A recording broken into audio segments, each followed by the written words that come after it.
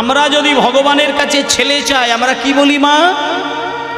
আমরা ছেলে চাইলে বলি এমন একটা ছেলে দাও যেন বৃদ্ধ বয়সে আমাদেরকে মুখে খাবার তুলে দেয়। কিন্তু মায়েদেরকে একটা কথা বলি, আপনার কপালে যদি ভাত লেখা না থাকে, আপনি 50টা ছেলের জন্ম দিলেও আপনি ভাত ছেলের হাত থেকে পাবেন না। আর কপালে যদি আপনার খাওয়া লেখা থাকে, আপনার গর্ভের সন্তান হতে লাগবে না, 1000 মায়ের কোলের ছেলেরা এসে আপনাকে পেট ভরিয়ে দেবে। একটা কথা আছে না, বেটার বাপ হতে 7 বড় চিতে, বেটা কি তোমাকে করবে সুখী? শত বেটার বাবা হয়ে গেছে হাবা, রামায়ণে তার প্রমাণ দেখি। রাবণ রাজা ছিল লঙ্কার অধিপতি, 1 লক্ষ বেটা তার 1.25 লক্ষ নাতি, কেহ না রহিল বংশে দিতে বাতি, রামায়ণে তার প্রমাণ দেখি। তাহলে আপনি কি ছেলে ছেলে করে পাগল হচ্ছে? যদি ছেলের বাসনা করতে হয় তাহলে তুমি নারায়ণী দেবীর দিকে তাকিয়ে দেখো ছেলে কেমন করে চাইতে হয়। যদি তুমি খাবারের চিন্তা করে ছেলের জন্ম দাও, ওই ছেলে তোমাকে খাবার না খাইয়েও মারতে পারে। তুমি যদি বংশরক্ষার জন্য ছেলের জন্ম দাও, ওই ছেলে বংশরক্ষা করবে, এ গ্যারেন্টি তুমি দিতে পারবে না। কিন্তু তুমি যদি কৃষ্ণ সেবার জন্য সন্তানের বাসনা করো, সেই ছেলে যদি সত্যিই একজন কৃষ্ণ ভক্ত হতে পারে, তাহলে তুমি বুঝে নিও তোমার মুখের খাবার কোনোদিন বন্ধ যাবে না।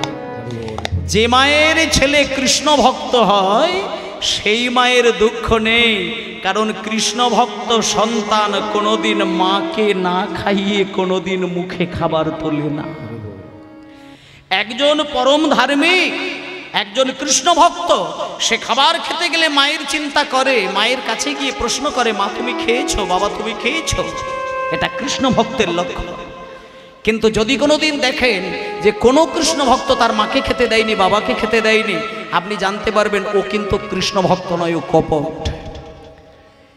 যে মাকে খেতে দেয় না কিন্তু কৃষ্ণ ভজন করে, যে বাবাকে খেতে দেয় না কিন্তু কৃষ্ণ ভজন করে, জানতে হবে ও আদৌ কৃষ্ণ ভক্ত নয়, ও কপট।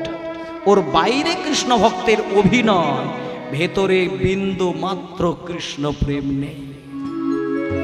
যার ভেতরে থাকে কৃষ্ণ প্রেমের জোয়ার, সে মা বাবাকে কৃষ্ণের আগে রেখে সেবা করে। তাই জন্য আপনি যদি কৃষ্ণকে একটা কথা বলেন, ঠাকুর আপনি আমার গর্ভে এমন একটা ছেলে পাঠিয়ে দাও যে ছেলেটা তোমার সেবা দিয়ে দিয়ে দিন কাটাতে পারে। নারায়ণী দেবী রাত দিন শুধু একটাই কথা বলেছেন, হে ঠাকুর তুমি আমার পেটে একটা ছেলে দাও না যে ছেলেটা শুধু তোমার সেবা করবে, আমার সেবার দরকার নেই। দেখতে দেখতে দেখতে দেখতে দেখা গেল নারায়ণী দেবী গর্ভবতী হলেন। কয়েক মাস পরে নারায়ণী দেবীর কোল আলো করে, রাজপ্রাসাদ আলো করে একটা ছোট্ট ছেলের জন্ম হলো। মা বাবা আদর করে সেই ছেলেটির নাম রেখে দিলেন নরোত্তম। রাজশাহী জেলায় আছে খেতুরি গ্রাম, হরিব জেলায় আছে খেতুরি গ্রাম, রাজশাহী জেলায় আছে খেতুরি গ্রাম। কি অপূর্ব শোভা তার অতি মনোরম, কি অপূর্ব শোভা তার অতি মনোরম, কি অপূর্ব শোভা তার অতি মনোরম। নরোত্তম জন্ম নিল কৃষ্ণানন্দের ঘরে, নরোত্তম জন্ম নিল কৃষ্ণানন্দের ঘরে, নরোত্তম জন্ম নিল কৃষ্ণানন্দের ঘরে। মহাভাগ্যবতী নারায়ণীর উদরে, মহাভাগ্যবতী নারায়ণীর উদরে, নারায়ণীর উদরে, মহাভাগ্যবতী নারায়ণীর উদরে, মহাভাগ্যবতী নারায়ণীর ঘরে। আনন্দ ধরে নাই, আনন্দ ধরি না, আনন্দ ধরে না, আনন্দ ধরি না, ওই রাজশাহী বাসীর মনে আনন্দ ধরে না, রাজশাহী বাসীর মনে আনন্দ ধরে না, রাজশাহী বাসীর মনে আনন্দ ধরে না, ওই রাজশাহী বাসীর মনে আনন্দ ধরে না, ওই রাজশাহী বাসীর মনে আনন্দ ধরে না, ওই রাজশাহী বাসীর মনে রাজপুত্র হলো বলে, রাজশাহী বাসীর মনে রাজপুত্র হলো বলে, রাজশাহী বাসীর মনে রাজপুত্র হলো বলে, রাজশাহী বাসীর মনে রাজপুত্র হলো বলে। আনন্দ ধরে না, আনন্দ ধরে না, আনন্দ ধরে না। হরিবোল হরিবোল হরিবোল হরিবোল। আজকে রাজা মশাইয়ের ছেলে হয়েছে, কি আনন্দ কি আনন্দ কি আনন্দ। সবাই আজকে উলুধ্বনি হরিধ্বনি শঙ্খধ্বনি জয়ধ্বনি। রাজার ছেলে হয়েছে, রাজার ছেলে হয়েছে। কিন্তু মায়েরা শঙ্খধ্বনি, হ্যাঁ রাজামশাইয়ের ছেলে হয়েছে, সকলেই আনন্দ করছে। আর কেউ কিন্তু একবার ছেলেটাকে দেখার পরে চোখটা ফিরিয়ে নিতে পারে না। কেন জানেন? ছেলেটাকে এত মিষ্টি দেখতে, একবার যে বদন থেকে ফিরিয়ে নিয়ে বাড়ি যাবে কেউ যেতে পারছে না, এত মিষ্টি দেখতে ছেলেটা। কিন্তু মায়েরা ছেলেটাকে দেখতে ভারী সুন্দর, কিন্তু গায়ের রংটা কিন্তু ফর্সা নয়। মানে দেখতে অপূর্ব অপূর্ব অপূর্ব দিব্যদ্যুতি, কিন্তু গায়ের রংটা ছিল তার কালো। ভারী সুন্দর দেখতে। দেখতে দেখতে ছেলেটা বড় হয়ে গেল। রাজামশাই চিন্তা করলেন, আমার যেহেতু একটাই মাত্র ছেলে আর আমি যেহেতু রাজা, তাহলে আমার ছেলেকে ডাক্তার মাস্টার উকিল ব্যারিস্টার ইঞ্জিনিয়ার বানাবো না, আমার ছেলেকে একটা বড় পণ্ডিত তৈরি করব। এবার ছেলেটার যখন ঠিক 5 বছর পেরিয়ে 6 বছরের ঘরে পড়তে গেল, সেদিনকে বাবা কোলে করে নিয়ে ছেলেটাকে নিয়ে যাচ্ছে রাজশাহী জেলার মধ্যে সর্বশ্রেষ্ঠ একজন জ্ঞানী মাস্টার মশাই, যার নাম হলো কৃষ্ণদাস পণ্ডিত। ওমা আচ্ছা একটুখানি এই জায়গাটা বলি। নরোত্তমের বাবার নাম হচ্ছে কৃষ্ণানন্দ দত্ত, আর যে মাস্টার মশাইয়ের কাছে যাবেন সে মাস্টার মশাইয়ের নাম হচ্ছে কৃষ্ণদাস পণ্ডিত। দুটো নাম প্রায় একই, শুধু বাবার নাম কৃষ্ণানন্দ আর ইনি হচ্ছেন কৃষ্ণ দাস, এই যা তফাৎ। কিন্তু মহাপণ্ডিত, জেলার মধ্যে শ্রেষ্ঠ জ্ঞানী মানুষ। এবার কোলে করে নিয়ে মাস্টারের কাছে গেলেন বাবা। বাবা গিয়ে ওই মাস্টার মশাইয়ের সম্মুখে বসিয়ে দিয়ে হাত জোড় করে বললেন, পণ্ডিত মহাশয়, এই যে ছেলেটা এ হচ্ছে আমার ছেলে, আর আপনি একটা কাজ করুন, আমার ছেলেকে আপনি আপনার পাণ্ডিত্য অর্পণ করে ওকে পণ্ডিত তৈরি করে দিন।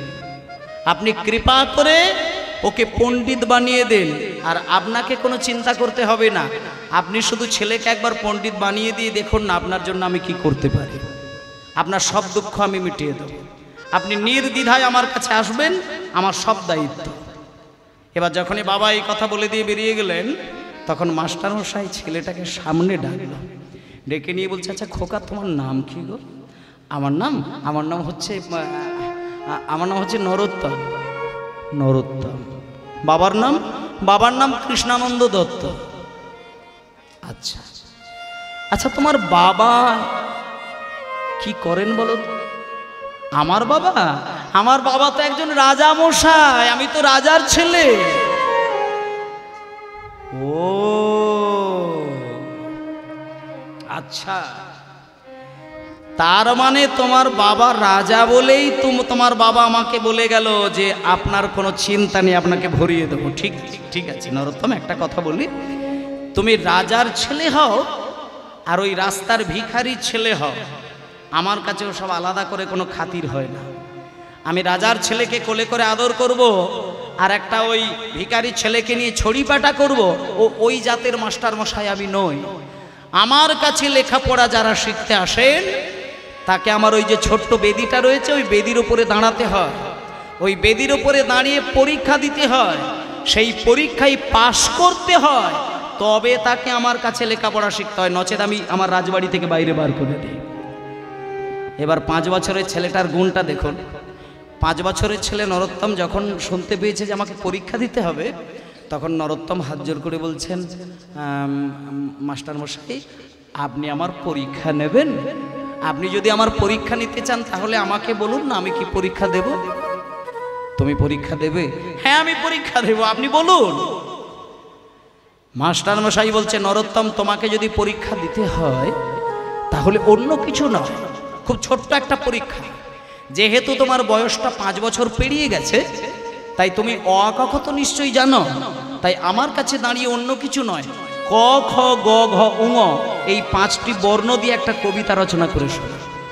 ক দিয়ে একটা কবিতা, ক দিয়ে একটা লাইন, খ দিয়ে একটা লাইন, এইভাবে ক খ গ ঘ ঙ চ ছ বর্গীয় জ ঝ ইঙ, এইগুলো দিয়ে একটা কবিতা রচনা করে শোনাও।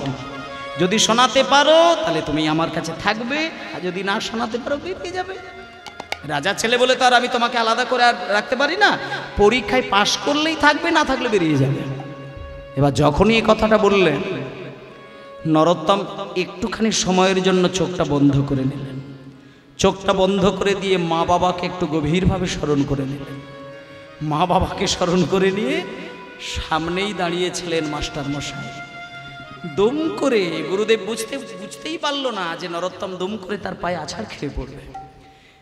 দুম করে গুরুদেবের চরণ ধুলো মাথায় নিয়ে বেদির ওপরে দাঁড়িয়ে একটা 5 বছরের ছেলের মুখ থেকে যে কথাটা অবাক করে দিলেন সারা বৈষ্ণব সমাজকে। ক খ গ ঘ ঙ দিয়ে কি সুন্দর একটা কবিতা রচনা করে শুনিয়ে দিলেন। বলছেন, গুরুদেব, কয়ে কলি যুগে শ্রীকৃষ্ণ চৈতন্য অবতার, হরি শ্রীকৃষ্ণ চৈতন্য অবতার, কয়ে কলি যুগে শ্রীকৃষ্ণ চৈতন্য অবতার, কলি যুগে শ্রীকৃষ্ণ চৈতন্য অবতার, কয়ে কলি যুগে শ্রীকৃষ্ণ চৈতন্য অবতার। ক্ষয়ে খেলিবার প্রবন্ধে কইলেন খোল করো তাল, প্রবন্ধে কইল খোল করো তাল, খেলিবার প্রবন্ধে কইলেন খোল করো তাল, হয়ে খেলিবারে কইল প্রভু খোল করো তাল। গয়ে গড়াগড়ি যান প্রভু নিজ সংকীর্তনে, গড়াগড়ি যান প্রভু নিজ সংকীর্তনে, গয়ে গড়াগড়ি জানে প্রভু নিজ সংকীর্তনে, গয়ে গড়াগড়ি যান প্রভু নিজ সংকীর্তনে, গয়ে গড়াগড়ি যান প্রভু নিজ সংকীর্তনে, গড়াগড়ি জানে প্রভু নিজ সংকীর্তনে। হয়ে ঘরে ঘরে হরি নাম দিন সর্বজয়, হরি নাম দিন সর্বজয়, হয়ে ঘরে ঘরে হরি নাম দিন সর্বজয়। উচ্চ ঈশ্বরে গান প্রভু জীবের লাগিয়া, উচ্চ ঈশ্বরে গান প্রভু জীবের লাগিয়া, উচ্চ ঈশ্বরে গানে প্রভু জীবের লাগিয়া। জয় চৈতন্য করল জীবে কৃষ্ণ নাম দিয়া, চৈতন্য করল জীবের কৃষ্ণ নাম দিয়া, জয় চৈতন্য করল জীবে কৃষ্ণ নাম দিয়া, চৈতন্য করল জীবের কৃষ্ণ নাম দিয়া। ছলো ছলো ছয়ে ছলো ছলো, ছয়ে ছলো ছলো করে আঁকি নেত্রে জল ধরে, ছলো ছলো করে আঁকি নেত্র জল ধরে, ছলো ছলো করে আঁকি নেত্র জল ঝরে, ছলো ছলো করে আঁকি নেত্র জল ধরে। দুর্গে জয় জগৎ পবিত্র করলেন গৌর কলে বরে, জগৎ পবিত্র কইলা গৌর কলে ভরে, জগৎ পবিত্র কইলেন গৌর কলে বরে, জগৎ পবিত্র কইলা গৌর কলে ভরে। ঝয়ে ঝলমল মুখ যার পূর্ণ শশ ধর, ঝলমল মুখ জানে পূর্ণ শশ ধর, ভয়ে ঝলমল মুখ জানে পূর্ণ শশ ধর। আর এমন দেখিনি আমি দয়াল সাগর, হরি হরি বল, দয়াল সাগর, এমন দেখিনি আমি দয়াল সাগর, আর এমন দেখিনি আমি দয়াল সাগর। দেখি না প্রভু দয়াল সাগর। মাস্টার মশাই কি আর ঠিক থাকতে পারে? আছাড় খেয়ে পড়ল। নরোত্তম, এ তুমি কি শোনালে? এই যে কবিতা তুমি শোনাচ্ছ, এই কবিতা কি এর আগে তুমি কোনোদিন শুনেছ? কেউ কি তোমায় এই কবিতা শিখিয়েছে? নরোত্তম হাত জোড়ে করে বলছেন, গুরুদেব, এই কবিতা আমায় কেউ শেখায় না। আপনার আশীর্বাদে, মা বাবার আশীর্বাদে এই কবিতা আমি হৃদয় থেকে সৃষ্টি করে আপনাকে শোনালাম। যখন এই কবিতাটা গুরুদেব শুনলেন, গুরুদেবের দুটো হাত মাথায় হয়ে গেল। নরোত্তমকে ডেকে নিয়ে বলছে, নরোত্তম, তোমার মুখের এই কথা শুনে আমি একটা জিনিস কিন্তু বুঝতে পেরেছি, তুমি মায়ের গর্ভ থেকে পণ্ডিত হয়েই জন্ম নিয়েছ। আমি জীবনে যত যত শিষ্য তৈরি করেছি, আমি প্রত্যেকটি শিষ্যকে এই পরীক্ষাটা করিয়েছিলাম, কেউ করতে পারে না। আমি এমনি কথার কথা বলেছিলাম যে তুমি যদি পরীক্ষায় না পাশ করো তো তোমাকে বাইরে বার করে দেব, কিন্তু এর আগে আমি সকলকেই পরীক্ষা করেছিলাম, কেউ সঠিকভাবে কেউ কিছু বলতে পারে না। কিন্তু তুমি আমাকে এত সুন্দর মধুর কবিতা শুনিয়ে পাগল করে দিলে। শোনো নরোত্তম, তোমার বাবা যখন আমার কাছে ভর্তি করে দিয়ে গেছে, আমি তোমাকে কথা দিলাম, আমার মনে হয় তুমি বিদ্যা, বুদ্ধি, পাণ্ডিত্য নিয়ে পৃথিবীতে জন্মগ্রহণ করেছ। তবুও আমি কথা দিলাম, বাবা যখন তোমাকে আমার কাছে সঁপে দিয়েছে, আমি কথা দিলাম আমার কাছে যদি কোনো জ্ঞান থাকে, পাণ্ডিত্য থাকে, আমি কথা দিলাম তোমাকে আমি উজাড় করে দিই। এই বলে মায়েরা 5 বছরের ছেলেটাকে বাবা যখন রেখে দিয়ে আসে, বেশি দিন নয়, মাত্র 1টা বছরের মতন কাটল, 1-1.5 বছর কাটল। তার মধ্যে নরোত্তম আস্তে, ঠিক আছে ঠিক আছে ঠিক আছে, আসলে এখন ভিক্ষায় বেরিয়ে গেলে একটা এলোমেলো হয়ে যাবে। আমি ঠিক সময়ে দিয়ে দেবো, ঠিক সময়, একদম এমন একটা সময় দেবো দেখবেন ডবল দিয়ে দেবে। হ্যাঁ, আপনারা সব জমিয়ে রাখবেন, বাবারা একটু ভিক্ষায় যাবে, তবে ঠিক সময়ে আমি পাঠাবো, আপনারা দেবেন। জয় নিতাই। আচ্ছা, এবার নরোত্তমকে বলছে যে নরোত্তম 5 বছর বয়সে লেখাপড়া শিখতে গেল। শোনেন, 1-1.5 বছর লেখাপড়া শিখলেন, অন্যান্য ছেলেরাও লেখাপড়া শিখছে আর নরোত্তমও শিখছে। তফাৎটা কোথায় জানেন? অন্য ছেলেরা লেখাপড়া শিখতে গেলে 15 বছর 20 বছর করে কেটে যায় বেদের এক একটি অধ্যায়কে হৃদয়ে জায়গা তৈরি করার জন্য, আর নরোত্তমের ক্ষেত্রে 10-15 বছর, 1-1.5 বছর, 1-1.5 বছর যেই কেটে গেল, নরোত্তমকে বসিয়ে রেখে মাস্টারমশাই বেদের যে শ্লোক থেকে, যে অধ্যায় থেকে শ্লোক বলতে বলে, নরোত্তম চোখ বন্ধ করে সেই শ্লোকটি বলে দেয়।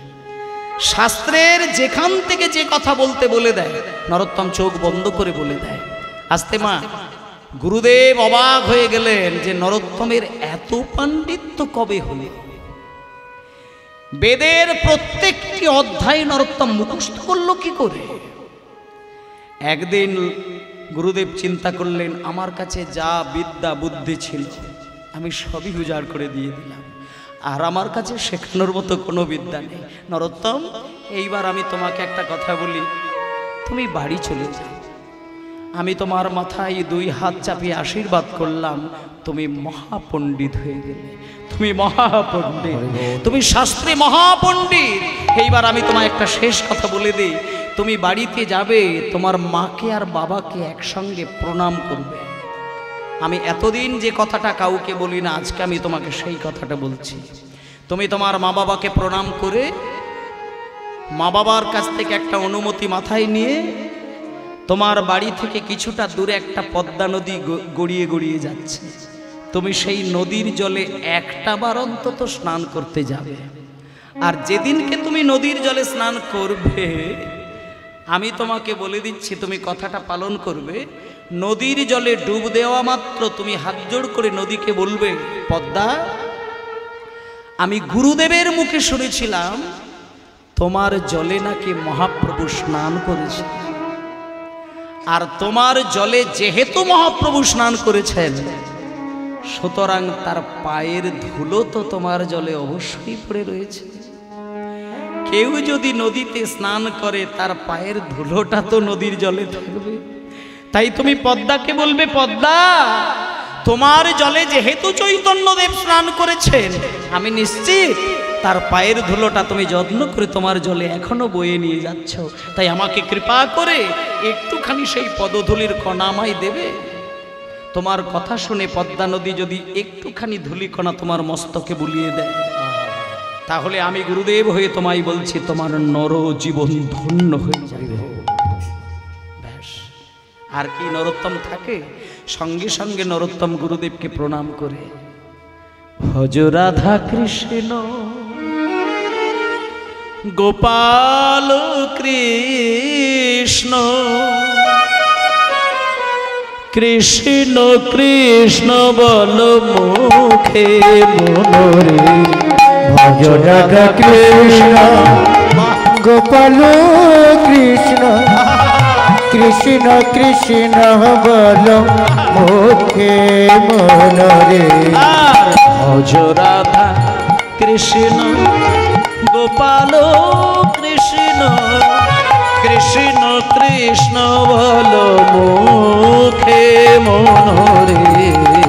ভজ রাধা কৃষ্ণ গোপাল কৃষ্ণ, কৃষ্ণ কৃষ্ণ বল মুখে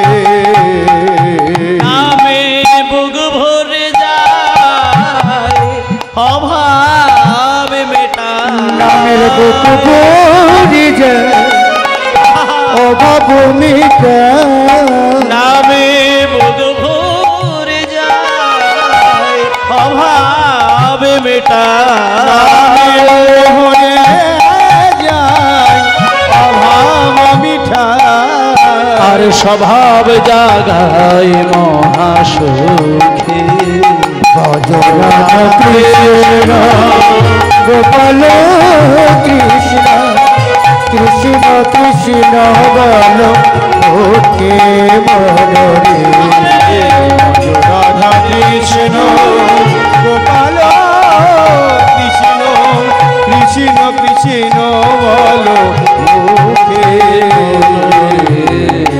ভজ রাধা কৃষ্ণ।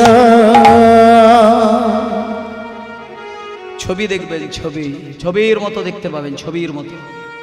গুরুদেবকে প্রণাম করে নরোত্তম একেবারে তীরের গতিতে ছুটে এলো বাড়িতে। বাড়িতে এসে শুধু বাচ্চা ছেলে, জ্ঞানের সাগর। বাড়িতে এসে যখন মায়ের কোলে ধরা দিয়েছি, মা তো বুকে জড়িয়ে ধরে আদর দিতে দিতে কাঁদতে শুরু করে দিলেন। ছেলে যদি সত্যিকারের একটা আদর্শ মানুষ হয়ে কোনো মায়ের কোলে ধরা দেয়, মায়ের হৃদয়টা এতটা পরমানন্দে ভরে যায়, সন্তান মানুষ হলে মা বাবার পরমানন্দে চোখ থেকে কিন্তু জল গড়িয়ে যায়।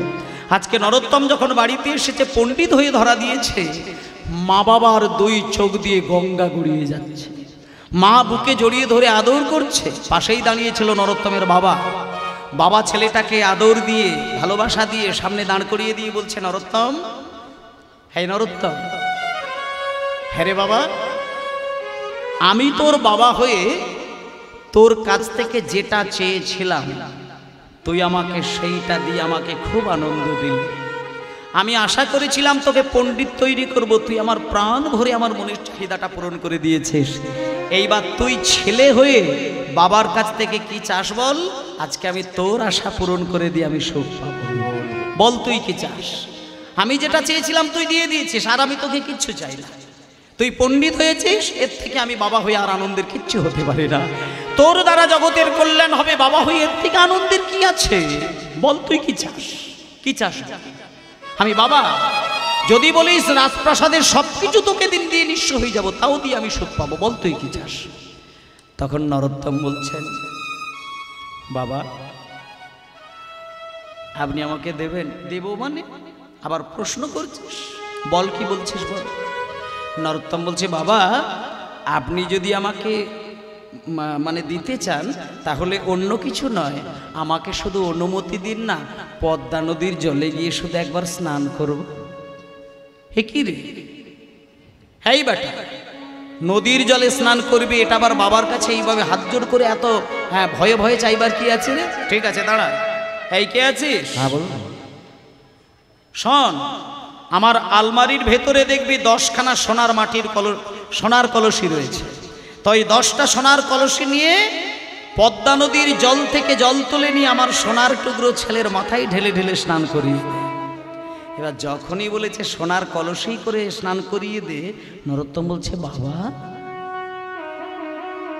আমি ওইভাবে স্নান করব না, আমি না নদীতে গিয়ে স্নান করব। ও তুই নদীতে যাবি? আচ্ছা ঠিক আছে ঠিক আছে, তাই হবে। হ্যাঁ রে, কে আছিস? আমার ছেলে পদ্মা নদীর জলে যাবে বলছে, তাই একটা পালকি তৈরি কর, পালকিটা ফুল দিয়ে সাজা, আমার ছেলে পালকিতে করে যাবে পদ্মা নদীতে। নরোত্তম বলছে, বাবা আমি পালকিতে করে যাব না, পালকিতে করে গেলে লোকের কাঁধের ওপরে চড়ে যেতে হয়, আর লোকের কাঁধে চড়ে গেলে অন্তরে ভক্তি লাভ হবে না, আমি পালকিতে চড়ে যাব না। তাহলে গরুর গাড়ি করে দেবো, যাবি? না আমি গরুর গাড়িতে যাব না। তাহলে একটা ঘোড়ার গাড়ি করে দেবো? না আমি ঘোড়ার গাড়িতে যাব না। তবে কি তুই হেঁটে হেঁটে যাবি? না আমি হেঁটে হেঁটেও যাব না। এ কি পাগলের মতো কথা। সোনার কলসি করে বললাম মেনে নিলি না, পালকি বললাম সেটাও মেনে নিলি না, গরুর গাড়ি ঘোড়ার গাড়ি তাও মেনে নিলি না, যখনই বললাম হেঁটে হেঁটে তাও বলছিস না, তাহলে তুই কিসে করে যাবি? যখনই বাবা বলেছে কিসে করে যাবি? নরোত্তমে কেঁদে কেঁদে বলে, বাবা গো, বাবা গো, আমি পালকিতে চড়ে যাব না, গরুর গাড়িতেও যাব না, ঘোড়ার গাড়িতেও যাব না, আর আমি হেঁটে হেঁটে হেঁটে হেঁটেও যাব না গো। তবে আমি রাজপ্রাসাদ থেকে পদ্মা নদী পর্যন্ত কেমন করে যাব জানো? আমি ধুলোই গড়াগড়ি দিয়ে যাব। হরি হরি বল। ধুলোয় গড়াগড়ি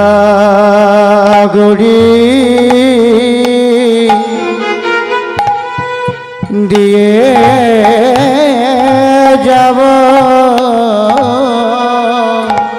ভক্তের পদ ধুলায় অঙ্গে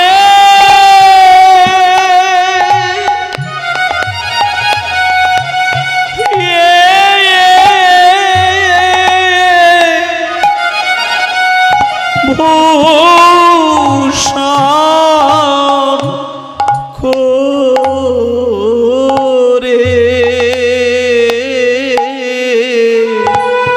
ধুলোয় গড়াগড়ি হরি বল হরি বল। বাহ। দিয়ে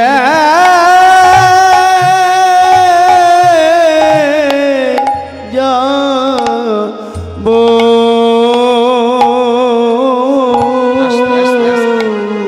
আস্তে ছোট্ট করে ছোট্ট করে। ভক্তমণ্ডলী মায়েরা, ও মায়েরা, যখনই বাবাকে বলেছে আমি ধুলোয় গড়াগড়ি দিতে দিতে যেতে চাই। আচ্ছা মায়েরা চিন্তা করুন তো, আপনার আদরের সোনার টুকরো 6 বছরের ছেলেটা যদি রাস্তার ধুলো মেখে মেখে যায়, আপনি মেনে নেবেন? আপনি মেনে নেবেন? রাজামশাই আজকে চিন্তা করলেন আমার সোনার টুকরো ছেলে রাস্তার ধুলো মেখে মেখে যাবে। ও আচ্ছা ঠিক আছে ঠিক আছে, ও তো পণ্ডিত, আমি ওর সঙ্গে কথা বলে পারবো না, ঠিক আছে ও যাক। নরোত্তমকে বলে দিন, না নরোত্তম, তুমি যদি গায়ে ধুলো মেখে গেলে বেশি আনন্দ পাও, আমি তোমাকে অনুমতি দিয়ে দিলাম, যাও তুমি ধুলো মেখে যাও। কিন্তু মায়ের আস্তে আস্তে আস্তে আস্তে ধুলো মেখে গেলে যদি তোমার সুখ হয়, আমি তোমাকে অনুমতি দিয়ে দিলাম, যাও ধুলো মেখে যাও। কিন্তু মায়েরা, ছেলেকে ধুলো মাখিয়ে গড়াগড়ি যাচ্ছে যাক, কিন্তু গোপনে গোপনে 2টো প্রহরীকে বাবা ঠিক করে ফেললেন। 2জন প্রহরীকে বললেন, ওগো তোমরা নরোত্তমের একটু পিছনে পিছনে যাবে তো, আমার ছেলেটা তো কোনোদিন পদ্মা নদীতে স্নান করেনি, ও যখন জলে নামতে যাবে তোমরা একটু ছুটে গিয়ে ওর হাতটা ধরবে, দেখো ছেলের যেন কোনো ক্ষতি না হয়, আমার আদরের একমাত্র ধন, ও যখন নদীতে নামবে তোমরা একটু হাতটাকে শক্ত করে ধরবে, ছেলের যেন কোনো ক্ষতি না হয়। ব্যাস, ছেলে গড়াগড়ি দিতে দিতে যাচ্ছে, আর ঠিক পিছনে পিছনে যাচ্ছে 2জন প্রহরী। এবার গড়াগড়ি দিতে দিতে দিতে দিতে দিতে দিতে একেবারে পদ্মা নদীর জলের কাছে এসে দাঁড়ালেন। হুমায়রা, নদীর জলের কাছে এসে যখন নরোত্তম দাঁড়িয়েছে, নরোত্তম দাঁড়িয়েছে মনে মনে ভাবছে, আমি যদি জলে নামতে যাই তাহলে তো আমার পাটাকে আগে জলে ঠেকাতে হবে, আর প্রথমেই যদি আমি পদ্মা নদীর জলে পা দিই তাহলে তো পদ্মা মায়ের মাথার উপরে তো পাটা আগে দিয়ে দিলাম, না না আমি পা আগে ঠেকাবো না, আমি বরং পদ্মা মাকে একবার প্রাণ ভরে প্রণাম করে নেব, একটু শুয়ে পড়ে প্রণাম করে নেব। এই বলে পা না ঠেকিয়ে ওই নদীর জলের কাছে ওই নরোত্তম একটু শুয়ে পড়ে প্রণামটা করতে গেছে, আর যেই প্রণামটা করতে গেল নদীর জলের ঢেউ গড়িয়ে গড়িয়ে এসে নরোত্তমের অঙ্গটা ছুঁয়ে গেল, মাথাটা ছুঁয়ে গেল। এবার যেই মাথা ছুঁয়ে গেল, মায়েদের একটা কথা মনে আছে তো, সেই মহাপ্রভু বলেছিল না যে আমার এই চোখের জলটা পদ্মা নদীকে বলছে তোমার জলে আমি মিশিয়ে দিয়ে গেলাম। নরোত্তমের এমন একটা ক্ষমতা থাকবে, সে যেদিন তোমার জলে প্রথম স্নান করবে তোমার নদীর স্রোত কি বলেছিল, শত শত গুণ উপরের দিকে উঠে যাবে।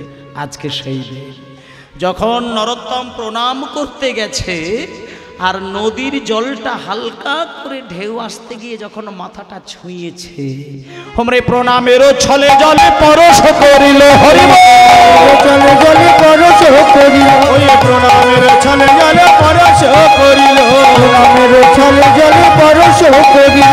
আর তখনই পদ্মা নদী তরঙ্গ বাড়িল হরি হরি হরি তরঙ্গ বাড়িল, তখনই পদ্মা নদীর তরঙ্গ বাড়িল, তখনই পদ্মা নদীর তরঙ্গ বাড়িল, আর তরঙ্গ বাড়িল বাড়িল, তরঙ্গ বাড়িল তরঙ্গ বাড়িল, নরোত্তমের ছোঁয়া পেয়ে তরঙ্গ বাড়িল, নরোত্তমের ছোঁয়া পেয়ে তরঙ্গ বাড়িল, নরোত্তমের ছোঁয়া পেয়ে নিতাই গৌর হরি বলে হরি হরি বলে, নরোত্তমের ছোঁয়া পেয়ে নিতাই গৌর হরি বলে, নরোত্তমের ছোঁয়া পেয়ে তরঙ্গ বাড়িল, তরঙ্গ বাড়িল, তরঙ্গ বাড়িল। সর্বনাশ হয়ে গেল মা। যখনই প্রণাম করতে গেল নদীর জলের একটুখানি ধারা এসে নরোত্তমের মাথাটা স্পর্শ করলো, হঠাৎ দেখা গেল নদীর মাঝখান থেকে বিরাট একটি জলের ঢেউ এসে নরোত্তমের মাথা টপকে দিয়ে নরোত্তমকে জলের তলায়। যে দুইজন প্রহরীকে বাবা পাঠিয়েছিলেন ছেলেকে সন্ধান রাখার জন্য, ছেলের দায়িত্ব পালনের জন্য, তারা কিন্তু হঠাৎ চোখের পলকে নরোত্তমকে হারিয়ে ফেললেন।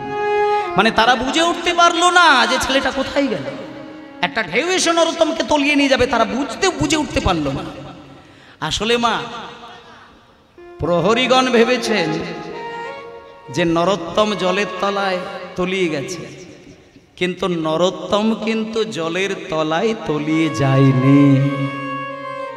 নরোত্তমকে আসলে মা কি হয়েছে জানেন? পদ্মা নদী, ওই যে জলটা যেই স্পর্শ হলো আর অমনি শত শত গুণ ঢেউ যেই বেড়ে গেল, পদ্মা নদীর তো আর বুঝতে অসুবিধে হলো না যে এই ছেলেটাই নরোত্তম। সঙ্গে সঙ্গে পদ্মা আপনাদের মতন একটা মা জননীর রূপ ধারণ করে হাত দুটোকে বাড়িয়ে নিয়ে নরোত্তমকে কোলে টেনে নিয়ে একেবারে পদ্মার গভীরে একটা মায়ের রূপ ধারণ করে কোলের মধ্যে বসিয়ে নিয়ে হাতের ওপরে মাথাটা রেখে ছোট্ট বদনের দিকে তাকিয়ে রয়েছেন পদ্মা মা। এবার নরোত্তমের, সে তো বাচ্চা ছেলে, তার তো মনে অত যুক্তি নেই। সে যখনই দেখছে যে একজন মা আমায় কোলে করে নিয়ে বসে আছে, আবার সেই মায়ের চোখ থেকে টপ টপ করে জল গড়িয়ে যাচ্ছে, নরোত্তম হাত জোড় করে বললেন, কে আপনি? আমাকে কোলে করে নিয়ে বসে আছেন, কে আপনি? নরোত্তম, তুমি আমাকে চিনবে না, তুমি আমায় চিনবে না। আমি কে জানো? আমি হলাম পদ্মা নদী। ও মা, পদ্মা নদী আবার কথা বলতে পারে? হ্যাঁ রে নরোত্তম, পারে, পারে, বলে বলে, তবে সবার সঙ্গে বলে। এই পদ্মা সবার সঙ্গে কথা বলে না। তোমার মতন যদি কোনো কৃষ্ণ অনুরাগী ভক্ত আমার জলে আসে, তখন এই পদ্মা নিজেকে ঠিক থাকতে না পেরে হাত বাড়িয়ে তাকে বুকে জড়িয়ে ধরে কথা বলে। যখনই বলেছে আমি পদ্মা, সঙ্গে সঙ্গে নরোত্তম বললেন, পদ্মা, তুমি যখন চেঁচে সেধে আমায় দেখা দিলে, আমি তোমাকে একটা জিনিস চাইবো, তুমি দেবে? আমি শুনেছিলাম তোমার জলে নাকি চৈতন্য মহাপ্রভু স্নান করেছিলেন, আর চৈতন্য দেবের চরণ ধুলো নাকি তোমার জলের মধ্যে আজও বয়ে বেড়াচ্ছে। তুমি আমাকে একটুখানি চরণের ধুলো দেবে পদ্মা? যখনই চরণ ধুলোর কথা বলেছে, পদ্মা নদী তখন কেঁদে কেঁদে বলে, নরোত্তম রে, নরোত্তম রে, আমার জলে মহাপ্রভুর চরণ ধুলো মিশে রয়েছে, তো জগতে সবার জন্য, কিন্তু তোর জন্যে মহাপ্রভু কি যে রেখে গেছে তা তুই জানিস নাই। আমি এতদিনই ছিলাম সেই গৌর প্রেমে ধনে ধনী, আর আজকে আমি সেই প্রেমে তোর হৃদয়ে মাঝে মাখিয়ে দিয়ে আমি আজকে হব প্রেমের কাঙালিনী। মায়েরা, এইবার সেই মহাপ্রভুর রেখে যাওয়া অন্তর মাঝে যে কৃষ্ণ প্রেম, সেটা আজকে পদ্মা নদীর যেটা কর্তব্য, সেটা কিন্তু নরোত্তমকে বক্ষ মাঝে জড়িয়ে ধরে সেই মহাপ্রভুর প্রেমটা নরোত্তমের অঙ্গে বুলিয়ে দিলেন। এবার নরোত্তমের অঙ্গে যখনই প্রেমটা বুলিয়ে দিয়েছে পদ্মা, একটা অদ্ভুত পরিবর্তন দেখা দিল। যে নরোত্তমের গায়ের রংটা ছিল কৃষ্ণ বর্ণের কালো, আজকে গৌরাঙ্গের প্রেমটা পাওয়ার সঙ্গে সঙ্গে নরোত্তমের সর্ব অঙ্গটা হয়ে গেল সোনার মতো। যখনই গায়ের রংটা সোনার বর্ণ হয়ে গেছে, চোখটা গাম্ভীর্যে ভরা, যে নরোত্তম এতক্ষণ কাঁদে না, সেই নরোত্তমের চোখ থেকে অবিরল কৃষ্ণ প্রেমের ধারা। এইবার পদ্মা নদী বলছে, নরোত্তম এখানে বেশিক্ষণ থাকা যায় না, তুমি তোমার বাড়ি চলে যাও, এইবার তুমি জল থেকে উঠে যাও। যখনই পদ্মা নদী নরোত্তমকে জল থেকে তুলে দিয়েছে, যে দুজন প্রহরী নরোত্তমের জন্য অপেক্ষায় নদীর ধারে আছাড় কাটছিল, তারা হঠাৎ দেখলো জল থেকে একটা বাচ্চা ছেলে উঠে আসছে। কি এই খোকা, আরে জলের ভেতর থেকে তুমি একটা ফর্সা, কি নাম তোমার? হ্যাঁ এদিকে এদিকে এদিকে, এই ছেলে তোর কি নাম রে? তখন নরোত্তম, মানে ছেলেটা কালো ছিল, আজই ফর্সা হয়ে গেছে, তারা চিনতে পারে না। তখন নরোত্তম হাত জোড় করে বলছে, এ কি তোমরা দুজন আমাকে চিনতে পারছো না? আমাকে ভালো করে দেখো, আমি তোমাদের রাজার ছেলে নরোত্তম, ভালো করে দেখো, আমি তো শেখ ছেলে, আমি গড়াগড়ি দিতে দিতে আসলাম, তোমরা আমার পিছনে পিছনে আসছিলে, বাবা আমাকে অনুমতি দিল, আমার নাম নরোত্তম। নরোত্তম, তাহলে তুমি এতক্ষণ কোথায় গেছিলে? আমি কোথায় ছিলাম? যেমন ডুবুরিরা সমুদ্রের তলায় ছুটে যায় দামি দামি রত্ন তুলে নিয়ে আসার জন্য, আর আজকে আমি এতক্ষণ ধরে পদ্মা নদীর গভীরে বিচরণ করছিলাম, আমিও সেইখান থেকে দামি একটা রত্ন নিয়ে এসেছি। তোমরা কি সেই রত্নটা নেবে? তোমরা নেবে সেই রত্ন? আমি সেই দামি একটা রত্ন নিয়ে এসেছি, প্রেম রত্ন। তোমরা নিতে চাও? যদি নিতে চাও দূরে দাঁড়িয়ে থেকো না, আমার কাছে এসো, আমার সামনে এসো, আমার কোলে এসো, আমি তোমাদেরকে সেই প্রেম রত্ন দান করব। এসো ভাই, গানে গা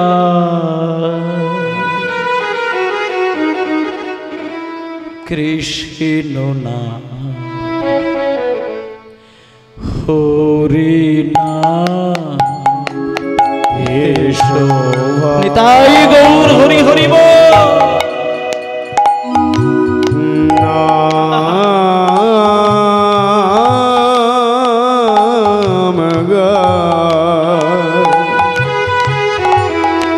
কৃষ্ণ নাম হরি নাম, এসো ভাই গানে গাই কৃষ্ণ নাম হরি নাম, এসো ভাই গান গে কৃষ্ণ নাম হরি নাম, চরাচরে বল হরি, চরাচরে বল হরি, চরাচরে বল হরি, বল নাম মধুর নাম কৃষ্ণ নাম হরি নাম, কৃষ্ণ নাম মধুর নাম হরি নাম, চরাচরে বল হরি, বল নাম মধুর নাম কৃষ্ণ নাম হরি নাম, চরাচরে বল হরি, বল রাম মধুর নাম কৃষ্ণ নাম হরি নাম, এসো ভাই গান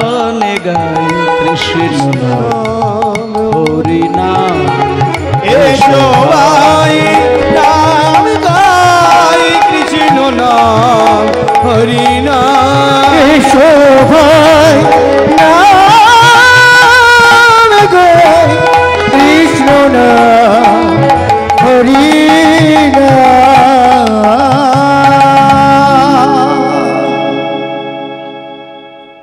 মানে একটা আকাশ পাতাল তফাৎ দেখতে পেলেন বাবা।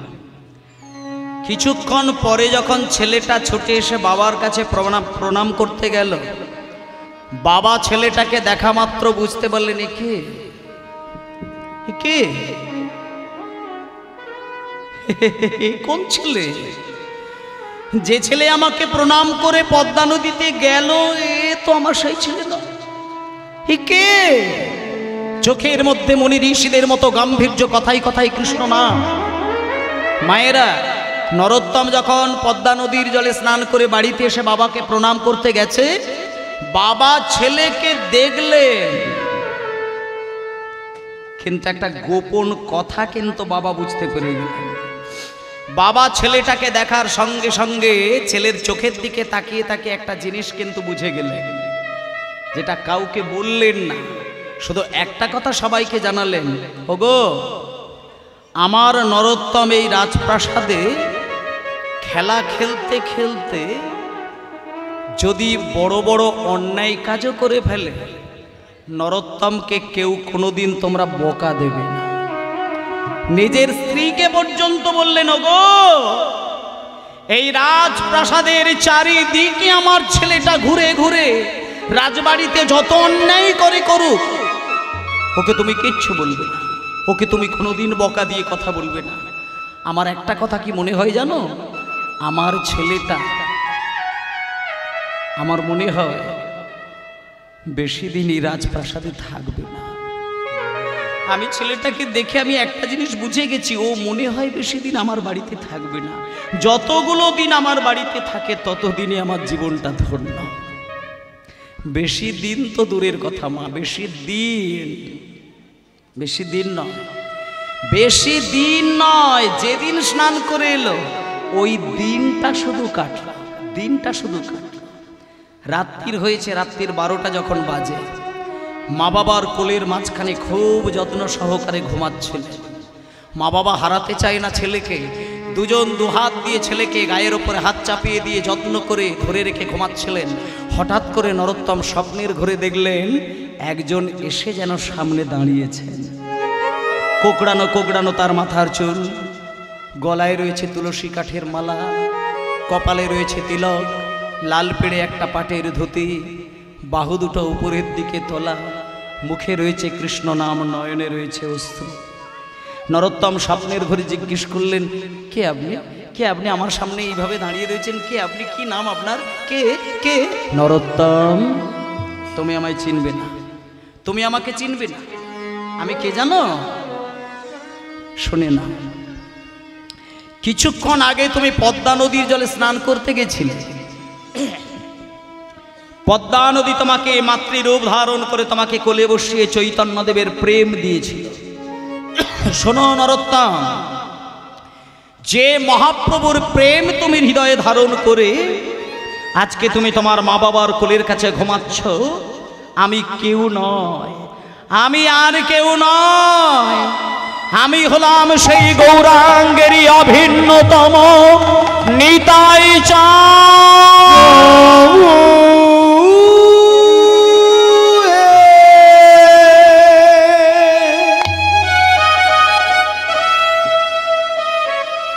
নরোত্তম, আমি স্বয়ং নিত্যানন্দ প্রভু এসেছি। তুমি তোমার মা বাবার কোলের মাঝখানে আর ঘুমিয়ে থেকো না, আর এই রাজপ্রাসাদের ছাদের তলায় তুমি ঘুমিয়ে থেকো না। তোমাকে যদি আরো প্রেম পেতে হয়, তোমাকে আরো কৃষ্ণ ভক্তি যদি পেতে হয়, তবে শীঘ্রই আমার সঙ্গে চলো, আমরা দুইজনে চলে যাই প্রেমের রাজ্য বৃন্দাবন ধামে। ভক্তমণ্ডলী মায়েরা, যেই নিতাই চাঁদ স্বপ্নের ঘরে দেখা দিয়ে বলেছে বৃন্দাবনে চলো, সেখানে গেলে প্রেম পাবে, নরোত্তম অঘরে ঘুমাচ্ছিলেন, স্বপ্নের ঘরে দেখতে পেলেন দুম করে স্বপ্নটা ভেঙে গেল, ঘুমটা ভেঙে গেল। ভেঙে গিয়ে দেখলো নিতাই চাঁদ আর নেই। দেখলো মধ্যরাত, মা ঘুমাচ্ছে, বাবা ঘুমাচ্ছে। ঘুমন্ত মা বাবার চরণে প্রণাম জানিয়ে নরোত্তম মনে মনে চিন্তা করলেন, আমি যদি মা বাবাকে বলে দিয়ে এক্ষুনি বৃন্দাবনে যেতে চাই, মা বাবা আমাকে যেতে দেবে না। আর আমি যদি মা বাবাকে বলতে গিয়ে বৃন্দাবনে যেতেই না পারলাম, তাহলে আর আমি ভগবানের প্রেম পাবো না।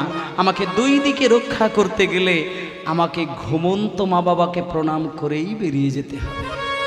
এই বলে মায়েরা ওই গভীর রাত্রিতে ওই ছোট্ট ছেলেটা, মা বাবা অঘরে ঘুমাচ্ছে, কিন্তু ঘুমন্ত মায়ের চরণে হালকা করে হাতটা রেখে, ঘুমন্ত বাবার চরণে হালকা করে হাতটা রেখে ঘুমের ঘরে অনুমতি নিয়ে ছেলেটা বেরিয়ে যাচ্ছে। আমি চলে যাই, আমি চলে যাই, আমি চলে যাই, আমি চলে যাই, ও মা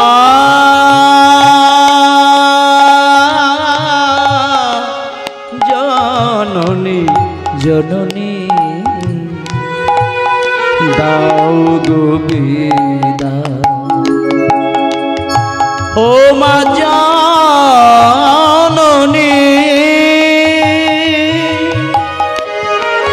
জন্মভূমি,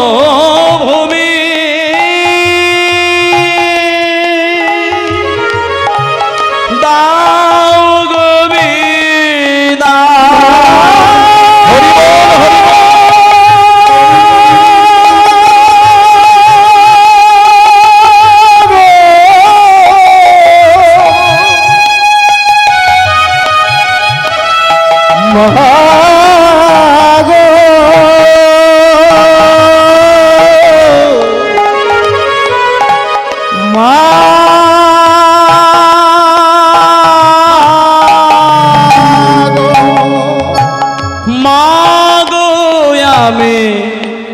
চলে যাই, চলে যাই, আমি চলে যাই, আমি চলে যাই, ও মা জননী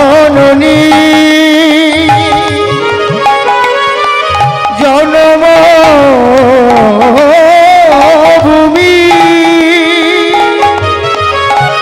আমায় দাও গো বিদায়।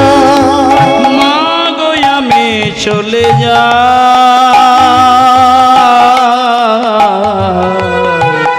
আমি চলে যাই, আমি চলে যাই। সব হারিয়ে গেল। রাজার ছেলে চিরকালের জন্য গৃহত্যাগী হয়ে বেরিয়ে গেল। আসলে মায়েরা, এটা তো আমরা অবশ্যই বুঝতে পারছি, যে ছেলেটাকে নরু নরু বলে মহাপ্রভু ডেকেছেন, যে ছেলেকে পদ্মা নদী মা রূপে দেখা দিয়েছেন, সেই ছেলে তো কোনোদিনই রাজপ্রাসাদে থাকবে না। এটা তো সত্য প্রমাণ। সে তো আমাদের মতো সংসারে থাকার কথা নয়, সে গৃহত্যাগী হবেই হবে। মা বাবাকে ছেড়ে দিয়ে নরোত্তম বেরিয়ে গেল বৃন্দাবন। কত দূর যাবে, কতদিন যাবে? খালি পেটে বাচ্চা ছেলেটা বাংলা থেকে বৃন্দাবন যেতে গেলে বছর কেটে যাবে। ছুটছে, কোথায় বৃন্দাবন, কোথায় বৃন্দাবন, ছুটতে ছুটতে ছুটতে ছুটতে ছুটতে ছুটতে মায়েরা বিহার পর্যন্ত চলে গেছে। বিহারের একটি গভীর জঙ্গলে নরোত্তম অজ্ঞান হয়ে আছাড় খেয়ে পড়ল। একটা বাচ্চা ছেলে তার কতদিন ছুটবে, এটা তো স্বাভাবিক। বিহার পর্যন্তও চলে গেছে, মাঝখানে কটা মাস কেটে গেল। বিহারের একটা জঙ্গলে গিয়ে আর যেন যেতে পারে না, হঠাৎ করে অজ্ঞান হয়ে আছাড় খেয়ে পড়ল। কিন্তু ভাগ্যটা ভালো ছিল বলে যেখানটা ছেলেটা আছাড় খেয়ে পড়লো, যেই জায়গাটা, সেই জায়গা দিয়ে কেউ কোনোদিন সাধারণতভাবে যায় না, কিন্তু ওইখানে একটা ব্রাহ্মণ যাচ্ছিল। ব্রাহ্মণ যেতে যেতে হঠাৎ কি দেখলো, একটা বাচ্চা ছেলে অজ্ঞান হয়ে রয়েছে। ঠাকুরমশাই বসে পড়লেন, ছেলেটাকে কোলের ওপরে তুললেন, হাতের ওপরে মাথাটা রেখে জলের ছিটে দিয়ে জ্ঞান ফিরিয়ে দিচ্ছে। নরোত্তম, এই নরোত্তম, নরোত্তম, এই নরোত্তম। কে কে কে কে আপনি? আরে আমি এই গ্রামের একজন ব্রাহ্মণ। আপনি আপনি এই গ্রামের ব্রাহ্মণ? হ্যাঁ হ্যাঁ, আমি এই গ্রামের একজন ব্রাহ্মণ, তুমি আমাকে চিনবে না? নরোত্তম বলছেন, দাঁড়ান, আপনি এই গ্রামের ব্রাহ্মণ, কিন্তু আমি তো এই গ্রামের ছেলে নই। আপনি আমার নাম জানলেন কি করে? আপনি আমাকে নরোত্তম বলে ডাকলেন কি করে? আপনি কে? সঙ্গে সঙ্গে ঠাকুরমশাই কথাটা ঘুরিয়ে দিলেন। আজকে যে ব্রাহ্মণ নরোত্তমকে দেখা দিয়েছেন, ইনি সাধারণ কোনো ব্রাহ্মণ নয়। কিন্তু কথাটা ঘুরিয়ে দিয়ে বলছে, নরোত্তম আসলে ওই আমি কেন নামটা জানলাম জানো? আমি আসলে একজন বড় নামকরা জ্যোতিষী। আমি লোকের মুখ যদি সামনে থেকে দেখতে পাই, আমি সব বলে দিতে পারি। নরোত্তম বলছেন, ঠাকুরমশাই আপনি সব বলতে পারেন? তাহলে তো আপনার সামনে আমি দাঁড়িয়ে রয়েছি, আপনি তো আমার সম্পর্কে তাহলে সবই জানেন। আপনি বলুন না, আমার সম্পর্কে আপনি কি জানেন? ঠাকুরমশাই বলছে, আমি তোমার সম্পর্কে সব জানি, সব সব বলবো। প্রথম কথা, তুমি হচ্ছে একটা রাজার ছেলে, তোমার মনে মনে বৈরাগ্য উদয় হয়েছে, তাই তুমি তোমার ঘুমন্ত পিতামাতাকে প্রণাম করে চিরকালের জন্য গৃহত্যাগী হয়ে তুমি বৃন্দাবনের পথে পা বাড়িয়েছ। হুমা, হে কি? আপনি তো সবই বলে দিতে পারছেন। বাবা ঠাকুর, আপনি যখন সবই বলে দিতে পারলেন, তাহলে একটুখানি বলুন না, আমাকে আর কটা দিন ছুটতে হবে আমি বৃন্দাবন যেতে গেলে? শোনো নরোত্তম, তোমাকে বেশি দূর ছুটতে হবে না। তার আগে তুমি আমার কোলে বসে, আমি তোমাকে একটু পেট ভরি। না না, আমি দুধ খাবো না, আপনি আমার ছেড়ে দিন, আপনি আমার ছেড়ে দিন, আপনি আমার ছেড়ে দিন। নরোত্তম, কি হে তুমি কি বলছো? আমার ঘটিতে দুধ আছে, আমি তোমাকে দুধ খাইয়ে দেবো বললাম, তুমি মুখের ওপর আমাকে ঝংকার দিয়ে তুমি না বলে দিলে। শোনো শোনো শোনো, যে মহাপ্রভুকে তুমি ভালোবেসে বৃন্দাবনের পথে পা বাড়িয়েছ, তুমি কি জানো সেই মহাপ্রভু কোনো দিন ব্রাহ্মণের অমর্যাদা করেন? তুমি দুদিনের বাচ্চা ছেলে, আমার মতন ব্রাহ্মণের মুখের উপরে তুমি যদি না বলে দিয়ে বৃন্দাবনে যাও, কোনোদিন তুমি ভগবানের কৃপা পাবে না। যেই দেখলো ঠাকুরমশাই কষ্ট পেয়ে গেছে, নরোত্তম সঙ্গে সঙ্গে কথাটা ঘুরিয়ে দিল। ঠাকুরমশাই আপনি মনে করবেন না কিছু, আমি আসলে বুকে আঘাত দিয়ে কোনোদিন আপনাকে কথা বলতে চাই না। আপনার বুকে আঘাত দিয়ে আমি কথা বলতে চাই না। আমি আসলে না, যতক্ষণে বৃন্দাবনে যেতে না পারছি না, ততক্ষণে আমার মনে আসলে শান্তি নেই। সেই জন্য বলেছি, ঠিক আছে আপনি আমার হাতে দুধ না, আমি ওইভাবে দুধ দেবো না, ওইভাবে দুধ দেবো না। তুমি আমার কোলে বসো, আমি তোমাকে আদর দিয়ে ভালোবাসা দিয়ে নিজের পেটের ছেলের মতন করে আমি দুগ্ধ পান করিয়ে দেব। যেই সেই ব্রাহ্মণের কোলের ওপরে নরোত্তম বসলো, আদর দিয়ে সুন্দর করে ছোট্ট মুখে আজকে সেই ব্রাহ্মণ দুগ্ধ পান করিয়ে দিলেন। আজকে দুগ্ধ পান করিয়ে দিয়ে নরোত্তমকে বলছে, নরোত্তম তোমার পেট ভরে গেছে, আর তোমার কোনো কষ্ট হবে না। এইবার তুমি সোজা পথ ধরে চলে যাও মধুময় শ্রীধাম বৃন্দাবনে। আজকে নরোত্তম ব্রাহ্মণের কোলে দুগ্ধ পান করে চললেন বৃন্দাবন। আর সেই ফাঁকে ওই সুযোগে বৃন্দাবনে যাওয়ার ভাবে ভাবিত হয়ে আজকে কমিটির দাদারা বাবারা আপনাদের কাছেও নরোত্তমের ভাবে ভাবিত হয়ে দাঁড়াবেন, ভিক্ষার আঁচল পেতে আপনারা সেই ব্রজের ভাবে ভাবিত হয়ে আজকে ওনাদের আঁচলে ভিক্ষা দেবেন। কিন্তু গানটা যেন নষ্ট না হয়, ওনারা যাবেন বলে যেন আপনারা আইঠাই করে হই হই করে যেন গানটার মধ্যে একটা উচ্ছৃঙ্খল যেন না হয়। যেমন স্থিরভাবে গান বাজনা শুনছেন ওইভাবেই শুনবেন, শুধু নীরবে ওনাদের আঁচলে ভিক্ষা দিয়ে দেবেন, গানটা মন দিয়ে শুনবেন। আজকে নরোত্তম চললেন সেই ব্রাহ্মণের কোলে বসে দুগ্ধ পান করার পরে, আমি হরি বলবো মদন মোহন দেখব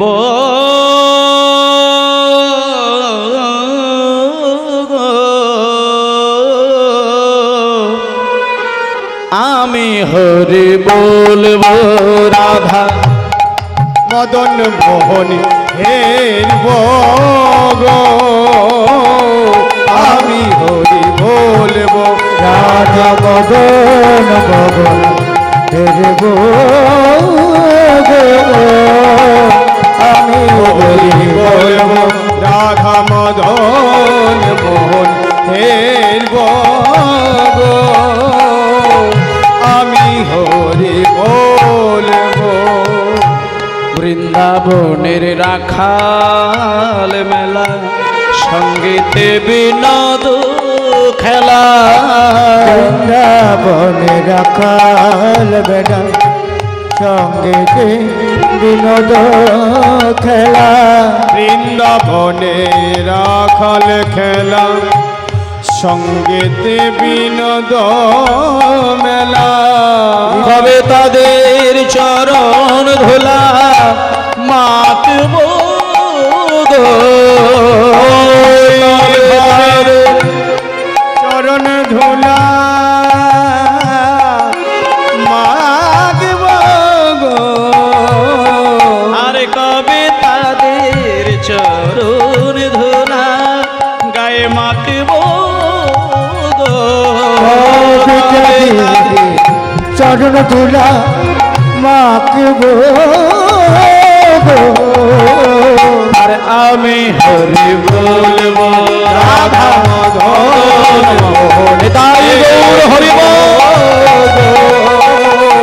আমি হরি বলবো রাধা মদন মোহন হেরব আমি হরি বলবো। এইভাবে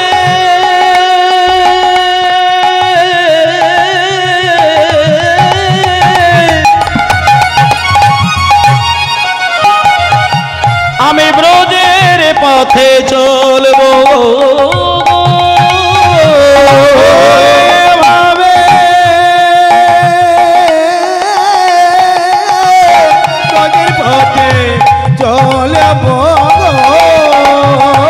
আমি এইভাবে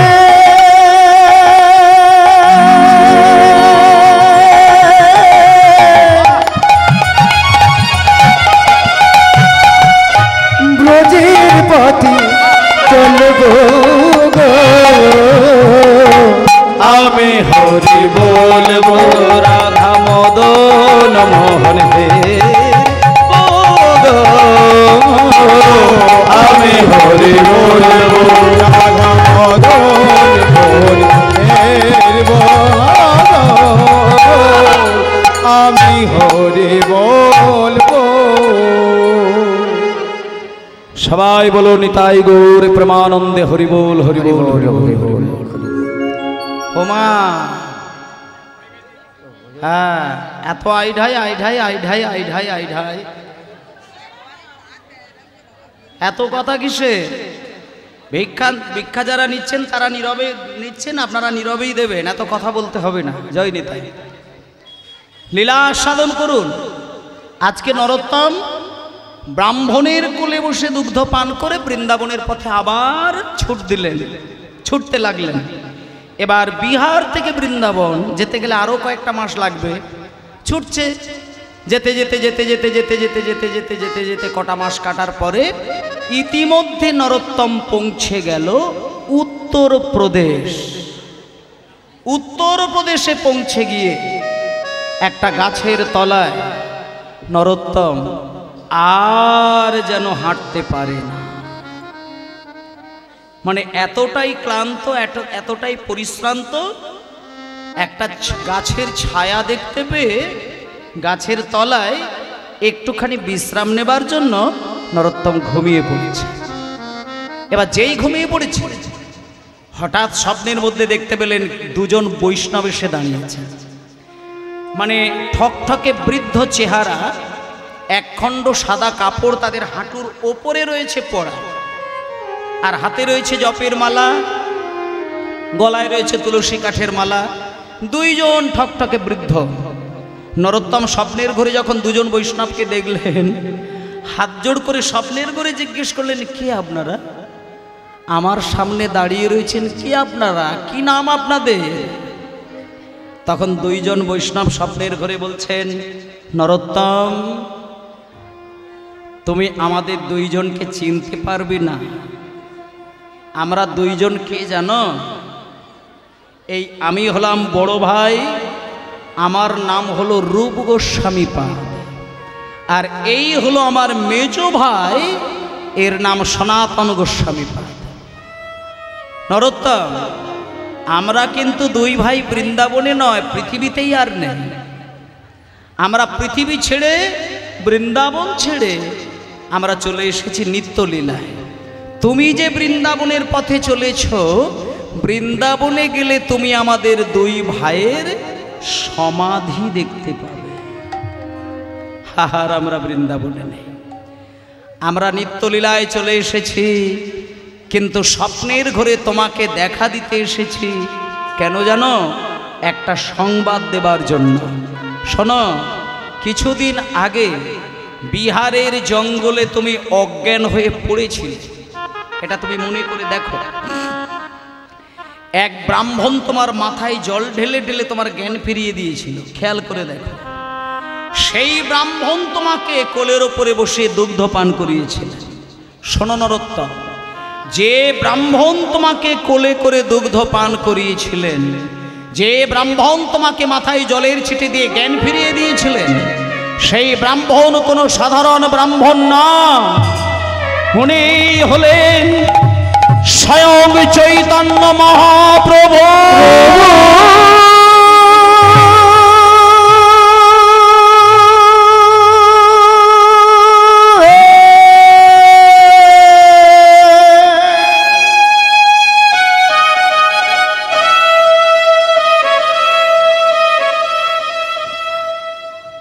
যখনই শুনতে পেয়েছে যে মহাপ্রভু আমাকে কোলে করে দুগ্ধ পান করিয়েছিলেন, সঙ্গে সঙ্গে নরোত্তমের স্বপ্নটা ভেঙে গেল, ঘুমটা ভেঙে গেল। ঘুম ভেঙে গিয়ে যে দুইজন বৈষ্ণবকে এতক্ষণ দেখতে পাচ্ছিল, তাদেরকে আর দেখতে পেল না। তারা উধাও, আর তাদের পদচিহ্ন ধুলোর মধ্যে পড়ে থাকতে দেখল। তাদের পদচিহ্ন যেই ধুলোর মধ্যে পড়ে থাকতে দেখেছে, সঙ্গে সঙ্গে নরোত্তম ওই ধুলোর মধ্যে আমারে দেহ অন্তিম কালে ভাসব যমুনার জলে, দেহ অন্তিম কালে ভাসিব যমুনা জলে। আমারে দেহ অন্তিম কালে ভাসব যমুনার জলে। দেহ অন্তিম কালে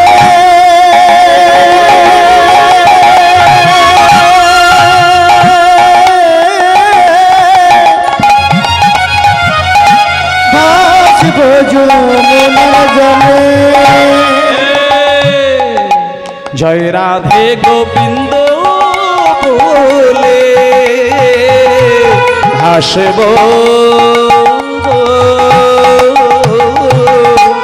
আমি হরি বলবো রাধা মদন ভগবান, আমি হরি বলবো রাধা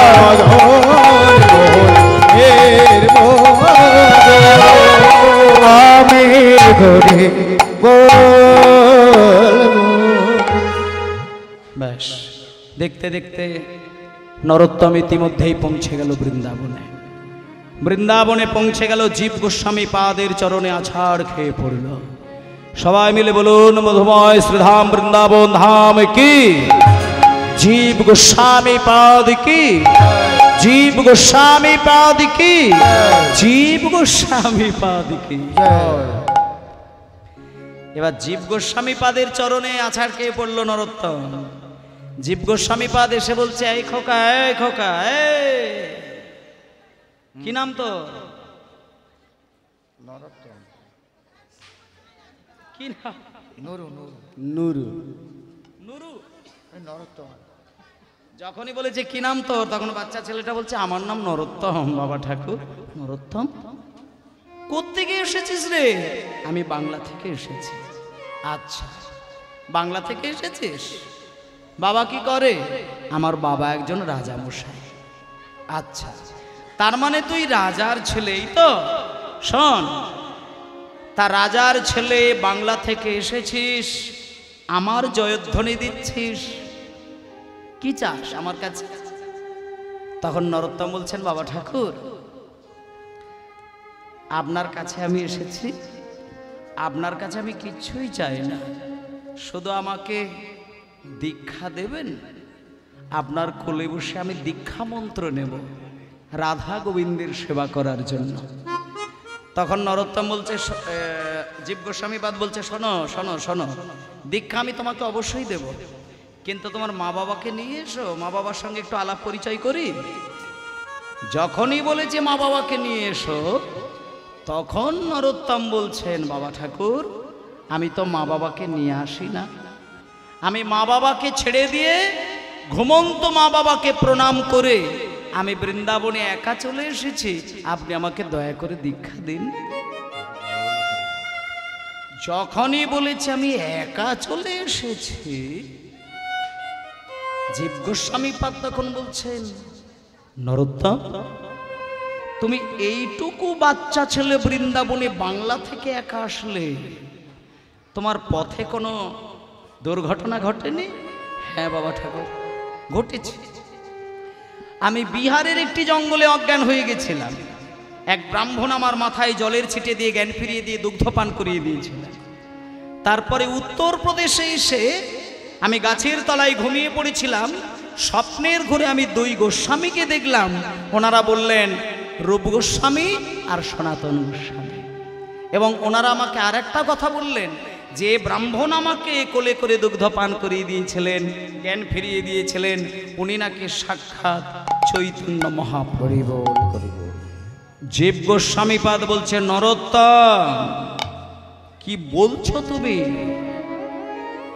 কি বলছো তুমি, খেয়াল করে দেখেছো?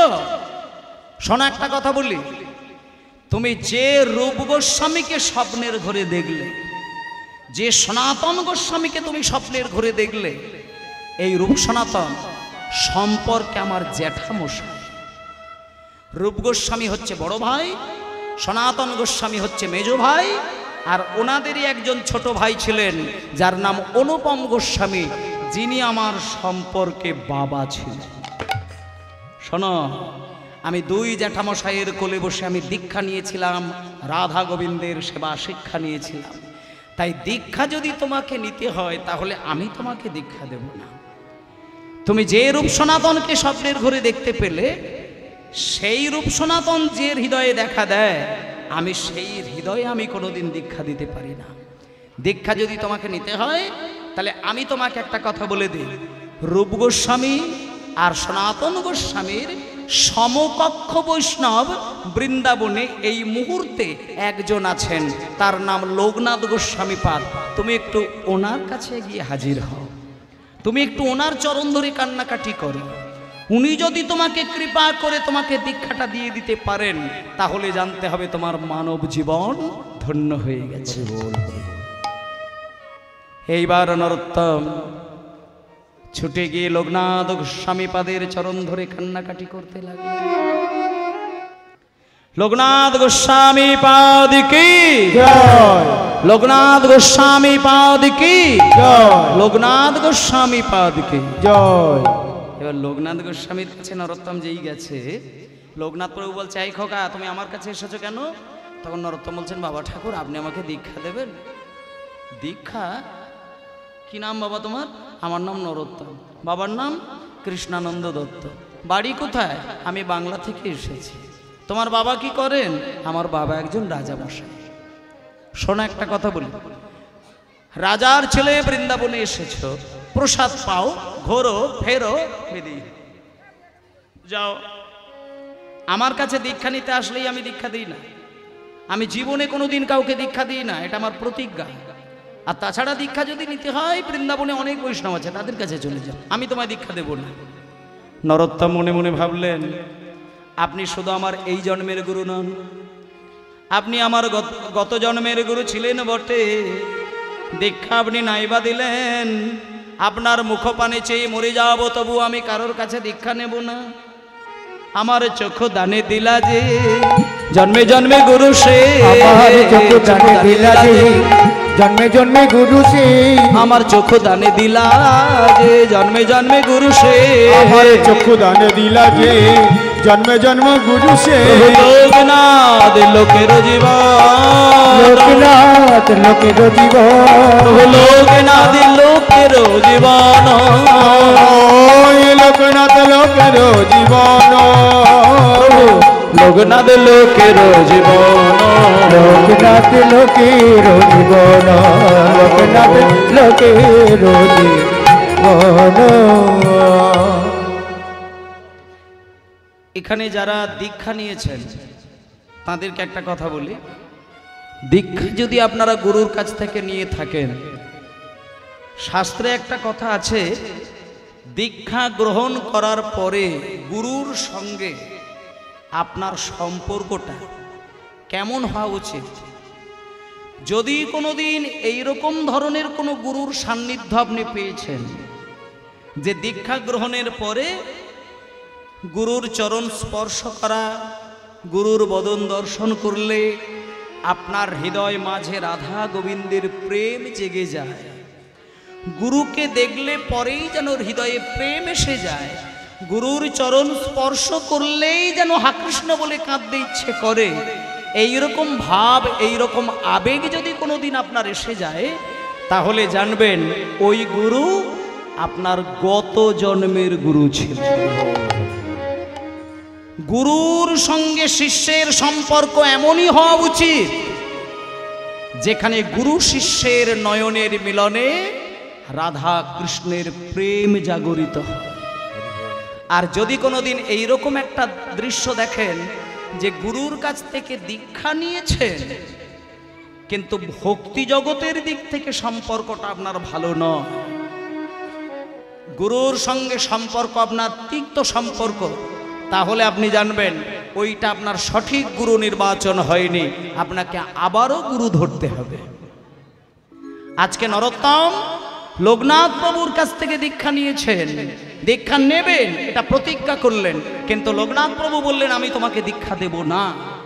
কিন্তু নরোত্তম এক দেখাতেই বুঝে গেলেন যে গুরুদেব আপনার বদনে আমি নয়ন দিয়ে আমি বুঝে গেলাম আপনি আমার এই জন্মে দীক্ষা না দিলেও আমি আপনার চরণ সেবা করে করে মরে যাব, তবুও কারোর কাছে দীক্ষা নেব না, কারণ আপনাকে দেখে আমি বুঝে গেলাম আপনি আমার গত জন্মের গুরু ছিলেন।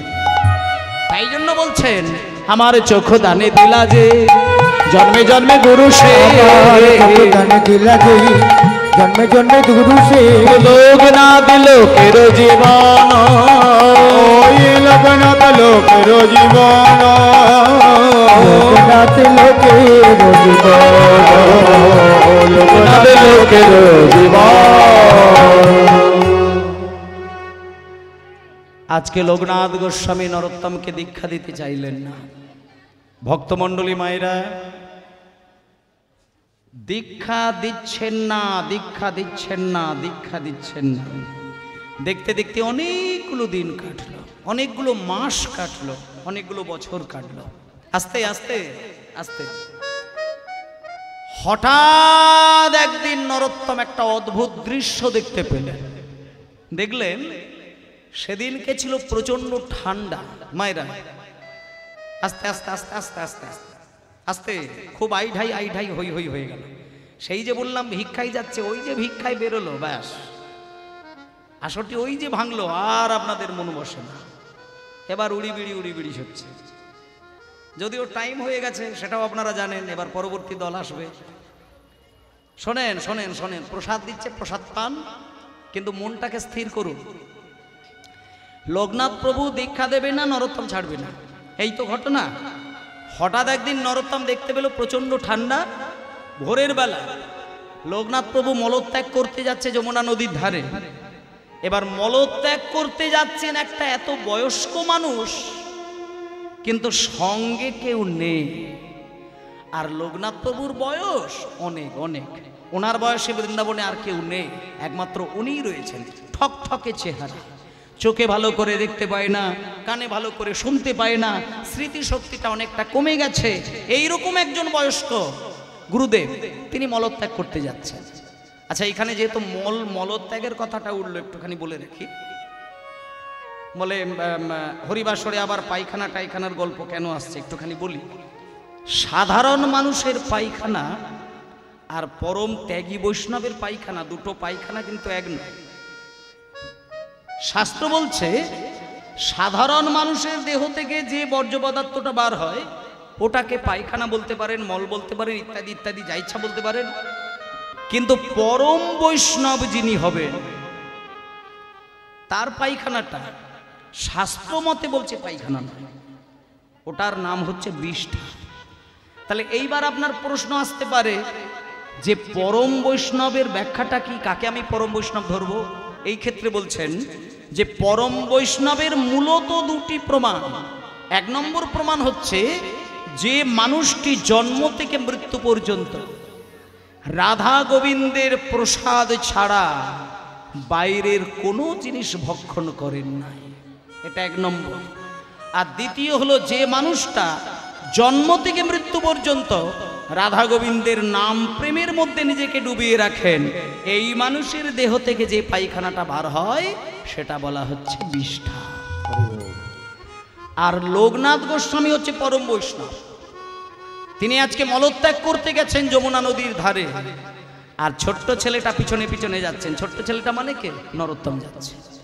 নরোত্তম ভাবছে আমি পিছনে পিছনে যাব, ভোরের বেলা ঠান্ডার দিনে স্নান করতে গিয়ে পায়খানা করতে গিয়ে গুরুদেবের যদি কোনো বিপদ হয়, কেউ তো নেই, এই সুযোগে আমি ছুটে গিয়ে গুরুদেবের চরণ সেবা করব।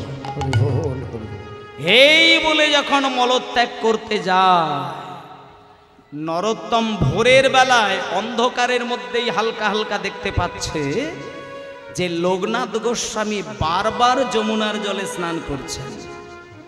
পায়খানা করতে গেলেন, পায়খানা করলেন, স্নান করে ফেললেন, স্নানের পরে পায়খানা করলেন, তারপরে আবার স্নান করলেন, তারপরে মন্দিরে আসলেন।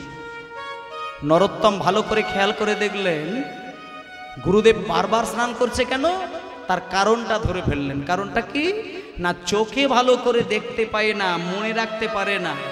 গত কয়েকদিন যেই সব জায়গাগুলো পায়খানা করে এসেছিলেন উনি খেয়াল রাখতে পারে না, পায়খানা বসতে গিয়ে নিজের পায়খানাতে পা তুলে দিতেন, আর যতবার পা তুলে দেয় ততবার গিয়ে যমুনার জলে স্নান করে। তাই জন্য লোকনাথ গোস্বামীকে ঘন ঘন স্নান করতে হয়। তখন নরোত্তম চিন্তা করলেন, আমি বেঁচে থাকতে আমার গুরুদেব আমাকে দীক্ষা যদি নাও দেয়, আমি গুরুদেবের এই কষ্টটা আমি আর নিতে পারবো না। এই বলে সেদিন থেকে নরোত্তম ঠিক করে নিয়েছে যে লোকনাথ গোস্বামী পায়খানা করে মন্দিরে চলে আসলেই আমি ভোরের মধ্যে গিয়ে সকাল হওয়ার আগেই আমি লোকনাথ প্রভুর পায়খানাটা হাত দিয়ে তুলে নিয়ে যমুনার জলে গিয়ে ভাসিয়ে। দেখুন গুরু সেবা কাকে বলে। আমরা গুরুদেবের কাছ থেকে দীক্ষাটা নিয়েই শুধু চলে আসলাম, গুরুর সেবা করার সৌভাগ্য কিন্তু আমাদের হয় না। কিন্তু ছেলেটাকে দীক্ষা দেয়নি, কিন্তু কত চরম সেবা করছেন দেখুন, এটা কেউ দেখতে পাচ্ছে না। প্রত্যেক দিন ভোরের বেলা গিয়ে লোকনাথ প্রভু পায়খানা করে স্নান করে চলে আসেন, আর ওই ছেলেটা গিয়ে লুকিয়ে লুকিয়ে লোকনাথ প্রভুর পায়খানাটা হাত দিয়ে তুলে যমুনার জলে গিয়ে ভাসিয়ে দেয়। শুধু কি তাই, যমুনা থেকে জল এনে জায়গাটাকে লেপে পুছে একবারে পরিষ্কার করে রেখে দেয়, যাতে গুরুদেবের এই কষ্টটা আর কোনোদিন না হয়। কিন্তু মা কদিন এই কাণ্ড ঘটবে? একদিন তো ধরতে পারবে। একদিন লোকনাথ গোস্বামী হাতে নাতে ধরে ফেললেন। সেই দিনকে ধরে নিয়ে বলছে, ওরে খোকারে, আমি জীবনে কোনো দিন কাউকে দীক্ষা দিই না। তার দুটো কারণ। এক নম্বর কারণ হলো, শিষ্যের হৃদয়ে যদি প্রেম ভক্তি নাও থাকে, গুরু যদি শিষ্যকে দীক্ষা দেয়, মন্ত্রের মাধ্যম দিয়ে গুরুর ভক্তিটা শিষ্যের হৃদয়ে চলে যায়। আর শিষ্য যদি কোনোদিন গুরুকে সেবা করে, সেই সেবা যদি গুরু কোনোদিন গ্রহণ করে, পরের জন্মে শিষ্যের কাছে গিয়ে গুরুদেব ঋণী হয়ে যায়। এই জন্য তিনি দীক্ষা দেয় না। কিন্তু আজকে লোকনাথ প্রভু বলছেন, নরোত্তম, আমি কারোর সেবা কোনোদিন নেব না বলে আমি দীক্ষা দিই না, কিন্তু তুই আমাকে সেই সেবার ঋণে তুই জড়িয়ে দিলে। শোন, আজকে আমি তোকে যদি দীক্ষা না দিই, আমি ভগবানের কাছে বড় অপরাধী হয়ে যাব। তাই আয় বাবা, আজকে আমি তোকে দীক্ষা দিয়ে দিলাম।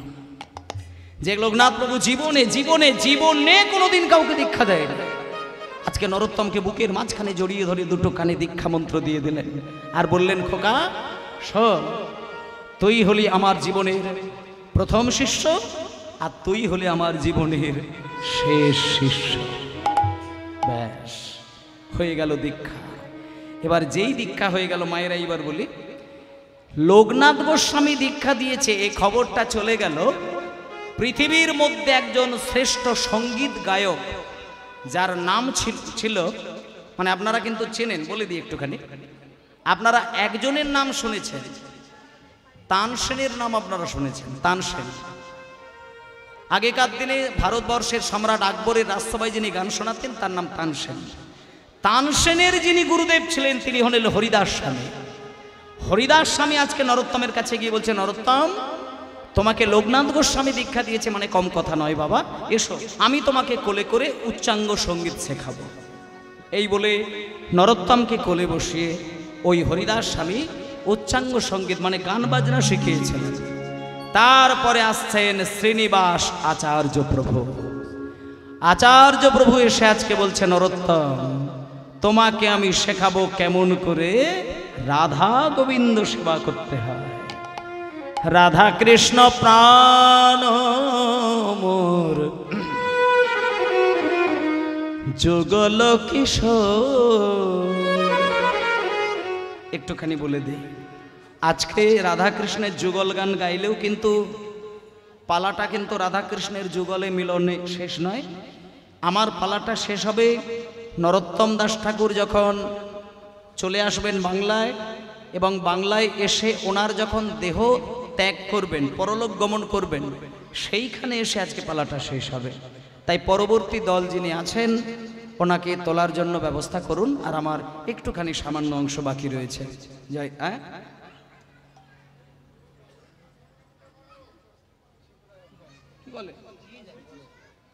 দল রেডি হচ্ছে তো? হ্যাঁ ঠিক আছে, জয় নিতাই। এইবার শোনেন, হরিদাস স্বামীর কাছ থেকে হরিদাস স্বামী সঙ্গীত শেখালেন। এবার আচার্য প্রভু এসে বললেন, নরোত্তম, তুমি রাধা গোবিন্দের সেবা শিক্ষা আমার কাছ থেকে করো। কেমন করে করবে? চোখ বন্ধ করে ধ্যান করবে, ধ্যানের মধ্যে তুমি রাধা গোবিন্দকে দেখতে পাবে। আর ধ্যানের মধ্যে যখন তুমি রাধা গোবিন্দকে দেখতে পাবে, তুমি ধ্যানের মধ্যেই এক বাটি দুধ গরম করবে। খুব কঠিন সেবা কিন্তু, মানে ধ্যানের মধ্যে সেবা করার অনুরোধ করছেন শ্রীনিবাস আচার্য প্রভু।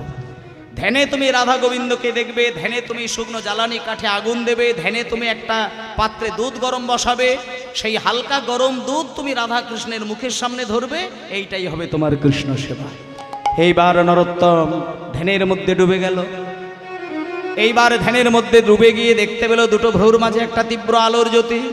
সেই আলোর মাঝখানে দেখতে পেল বৃন্দাবন, সেই বৃন্দাবনের মাঝে দেখতে পেল কুঞ্জবন, আর কুঞ্জবনের মাঝে দেখতে পেল সোনার বেদী।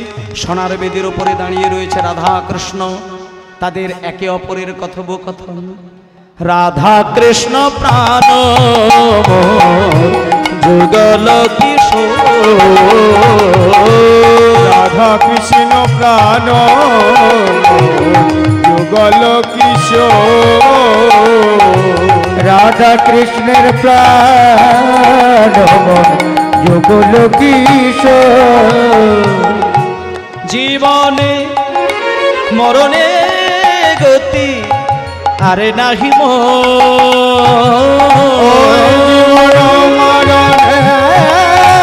জীবন আরে নাহি আরে জীবনে মরণে গতি আরে নাহি জীবনে মরণে গতি আরে নাহি রাধা কৃষ্ণ প্রাণ যুগল কিশোর, রাধা কৃষ্ণের প্রাণ যুগল কিশোর। ধ্যানের মধ্যে ডুবে গেল আস্তে আস্তে। যেই ধ্যানের মধ্যে ডুব দিয়ে দিয়েছে নরোত্তম, হঠাৎ ভাবলো আমি একটু দুধ গরম করতে বসাই। বলে ধ্যানের মাঝখানেই নরোত্তম একটা শুকনো জ্বালানি কাঠে হালকা করে আগুন দিয়েছে, তার মধ্যে একটা বড় সোনার পাত্র বসিয়েছে, তার মধ্যে ভর্তি করে দুধ দিয়েছে। আর নরোত্তম ভাবলো দুধ গরম হতে তো এখন একটু দেরি আছে, তা ওই ফাঁকে একটু রাধাকৃষ্ণের কথাটা আমি কিছুক্ষণের জন্য শুনে আসবো। এই বলে যেই দুধ গরম করতে বসিয়ে দিয়ে রাধাকৃষ্ণের কথা শুনতে গেল নরোত্তম। এবার রাধাকৃষ্ণের কথা শুনতে শুনতে শুনতে শুনতে শুনতে শুনতে শুনতে শুনতে নরোত্তম মাথা থেকে উড়িয়েই দিল সেখানে দুধ গরম করতে বসিয়েছে। মানে কতটা সময় যে পার করে দিয়েছে নরোত্তমের হুঁশ নেই। এক বাটি দুধ গরম হয়ে আঁচের মধ্যে যেই উতলে গেল, পোড়া দুধের গন্ধ নরোত্তম ধ্যানের মধ্যে নাকে পেয়ে গেল। যেই পোড়া দুধের গন্ধ নাকে পেল, নরোত্তম ছুটে গিয়ে দেখলো বাটি গনগনে লাল আর তলায় একটুখানি দুধ রয়েছে। সেই ছিটে ফোঁটা দুধ বাঁচানোর জন্য নরোত্তম ছুটে গিয়ে তাড়াহুড়ো করে, মানে লাল বাটি নামাতে গেলে তো কিছু দিয়ে ধরে নামাতে হবে। বাটি যদি গনগনে আঁচের মধ্যে লাল হয়ে যায়, মিনিমাম একটা কাপড় দিয়ে তো ধরতে হয়। নরোত্তম সেই মুহূর্তে খেয়াল করতে পারে না, খালি হাতে হাতটা বাড়িয়ে যেই নামাতে গেছে, ছ্যাঁকা লেগে গিয়ে ধ্যানটা ভেঙে গেল। যেই ছ্যাঁকা লেগে গিয়ে ধ্যান ভেঙে গেল, নরোত্তম দেখলো আমি ধ্যানের মধ্যে ডুবেছিলাম। কিন্তু পরক্ষণেই হাতের দিকে তাকিয়ে দেখলেন ধ্যানের মধ্যে হাত পড়লো, আর যেই ধ্যানটা ভেঙে গেল, একটা অদ্ভুত জিনিস দেখুন, নরোত্তমের ক্ষেত্রে যেটা ঘটলো পৃথিবীতে কোনো বৈষ্ণবের সেটা ঘটলো না। ধ্যানে হাত পুড়ে গেল, ধ্যান ভাঙার পরে হাতের দিকে তাকিয়ে দেখলো হাতের 5টা আঙুল ফোসকা পড়ে গেছে। অসহ্য যন্ত্রণা। সেই পোড়া হাত আঁচলের মধ্যে লুকিয়ে নিয়ে নরোত্তম মনে মনে ভাবলেন, আমি শ্রীনিবাস আচার্য প্রভুর কাছে আমার এই ভুলটাকে গিয়ে আমি ক্ষমা চেয়ে নেব। গুরুদেব আমাকে বলেছিল প্রথম দিনে দুধ গরম করতে, কিন্তু আমি নিজের স্বার্থে আমি ভুল করে ফেললাম, এটা আমি গুরুদেবের কাছে গিয়ে আমি ধরা দিয়ে দেব। এই বলে নরোত্তম হাতটা আঁচলের মধ্যে লুকিয়ে নিয়ে কাঁদতে কাঁদতে ছুটে গেলেন গুরুদেবের কাছে। ও হে গুরুদেব,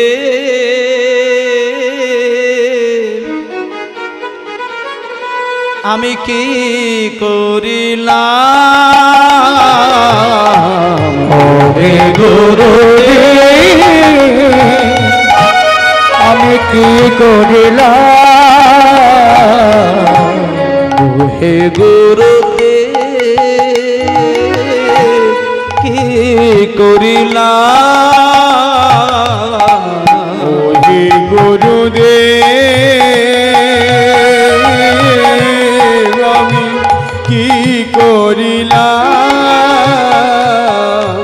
ভক্তমণ্ডলী মায়েরা, আজকে নরোত্তম দাস ঠাকুর আচার্য প্রভুর কাছে গিয়ে যখন নিজের ভুলটাকে জানিয়ে দিলেন, আচার্য প্রভু নরোত্তমকে বললেন, নরোত্তম, তোমার মতন এত বড় বৈষ্ণব বৃন্দাবনে আমার জীবনে আমি কোনোদিন দেখি না। তাই আজকে তুমি ছোট্ট ভুল করলেও আমি জানি এ ভুল তোমার জীবনে দ্বিতীয়বার আর হবে না। তাই আজ থেকে আমি তোমার একটা নাম দিয়ে দিলাম, বিশিষ্ট বৈষ্ণব আচার্য, তুমি হলে ঠাকুর নরোত্তম দাস। তুমি আর বৃন্দাবনে থেকো না, তুমি তোমার রাজবাড়িতে চলে গিয়ে তুমি বাঙালিদেরকে দাঁড়িয়ে দাঁড়িয়ে গিয়ে প্রেম দান করো। এবার বলে দিই যে কথাটা বলার জন্য, নরোত্তম কিন্তু অবশেষে বাংলায় ফেরত এসেছিলেন। বাংলাতে তিনি এসেছিলেন এবং এই যে আমরা বাঙালি, বাংলার দ্বারে দ্বারে গিয়ে কিন্তু তিনি বৃন্দাবনের প্রেম কীর্তন গানের দ্বারা প্রচার করেছিলেন। এবং শেষের দিকে গিয়ে উনি একটা কথা চিতার উপরে বসে গান গেয়েছিলেন। সময় যেহেতু হয়ে গেছে সেই গানটার গাইছি না। আর সেই গান গাইবার পরে না, দল এসে গেছে, দল। আচ্ছা বলি, আচ্ছা বেশ বেশ বেশ, ওরে বাবরে বাবরে বাব।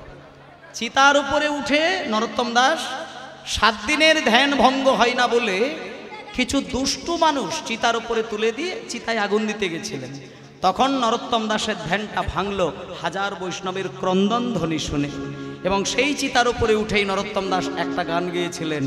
সেই গানটা দুটো লাইন আমি গাইব, যে গানটা আমরা যদি প্রত্যেক দিন সন্ধ্যাবেলায় তুলসী তলায় বসে গানটা গাইতে পারি, নরোত্তম দাসের অপার কৃপা সেই গানের মধ্যে দেওয়া রয়েছে। উনি চিতার উপরে শেষ গান গিয়েছিলেন এই গানটা, গৌরাঙ্গ বলিতে হবে পুলক শরীর, হরি হরি বলিতে নয়নে বইবে নীর, আরে কবে নিতাই চাঁদ করুণা করিবে, নিতাই গৌর হরি বল, চাঁদ করুণা করিবে, সংসার বাসনা মোর কবে তুচ্ছ হয়, সংসার বাসনা মোর কবে তুচ্ছ গাবে, বিষয় ছাড়িয়া কবে শুদ্ধ হবে মন, বিষয় ছাড়িয়া কবে শুদ্ধ হবে মগ, কবে হাম হেরি বসে মধুর বৃন্দাবন, কবে হাম হেরি বসে মধুর বৃন্দাবন। এই গানটা বলে দিই, এটা হচ্ছে নরোত্তম দাস ঠাকুরের নিজের হাতে লেখা প্রার্থনার পদ, এবং উনি যে আমাদের বৈষ্ণব পদাবলিতে কত পদ লিখেছেন তার কোনো হিসাব নেই। নরোত্তম দাস ঠাকুরের পদ দিয়ে কীর্তন গান তো আপনারা হাজার হাজার শুনতে পাবেন। ওই যে পদকর্তা নরোত্তম দাস ঠাকুর, এই নরোত্তম দাস ঠাকুর যিনি কীর্তন জগতের প্রতিষ্ঠাতা বলা যায়। আজকে সারা বাংলা সারা ভারতবর্ষ জুড়ে যে কীর্তনের প্রচার, সবার আগে যে কীর্তনের মূল ঘরানা সেটা কিন্তু নরোত্তম দাস ঠাকুরের সৃষ্টির ঘরানা। এবং দেখতে দেখতে আরও কটা দিন কেটে যায়। একদিন নরোত্তম দাস ঠাকুর সকলকে বললেন, ওগো আমি যেদিন মরে যাব আমার দেহটাকে নিয়ে তোমরা পদ্মা নদীর জলে শুধু ভাসিয়ে দেবে। দেখা গেল কিছুদিনের মধ্যে নরোত্তম দাস ঠাকুর প্রাণ হারালেন এবং দেহটাকে ভক্তগণ নিয়ে গিয়ে পদ্মা নদীর জলে যেই ভাসাতে গেলেন, এই দৃশ্যটাই আপনাদের দেখার দরকার। মানে অদ্ভুতভাবে একটা লক্ষ্য করলো যে নরোত্তম দাস ঠাকুরের দেহটা নদীর জল স্পর্শ হওয়ার সঙ্গে সঙ্গে সাদা দুধ হয়ে বিলীন হয়ে গেল। এতদিন লোকে ভেবেছিল রক্ত মাংস গড়া সাধারণ মানুষ, কিন্তু না, উনি মহাপ্রভুরই আর এক অবতার, উনি পরম ব্রহ্মই আর এক স্বরূপ। আমাদের কাছে লীলা দেখানোর জন্য, আমাদের কাছে নাম প্রচারের জন্য তিনি এসেছিলেন। যখনই জলের সঙ্গে ছোঁয়া পেল, দুধ হয়ে বিলীন হয়ে গেল। তাই আজকে শুনলেন বিশিষ্ট বৈষ্ণব আচার্য নরোত্তম দাস ঠাকুরের জীবন কাহিনী। এবার মন দিয়ে পরবর্তী লীলা আস্বাদন করুন। সবাই মিলে বলুন, নরোত্তম দাস ঠাকুর কি, বৃন্দাবন ধাম কি, আপন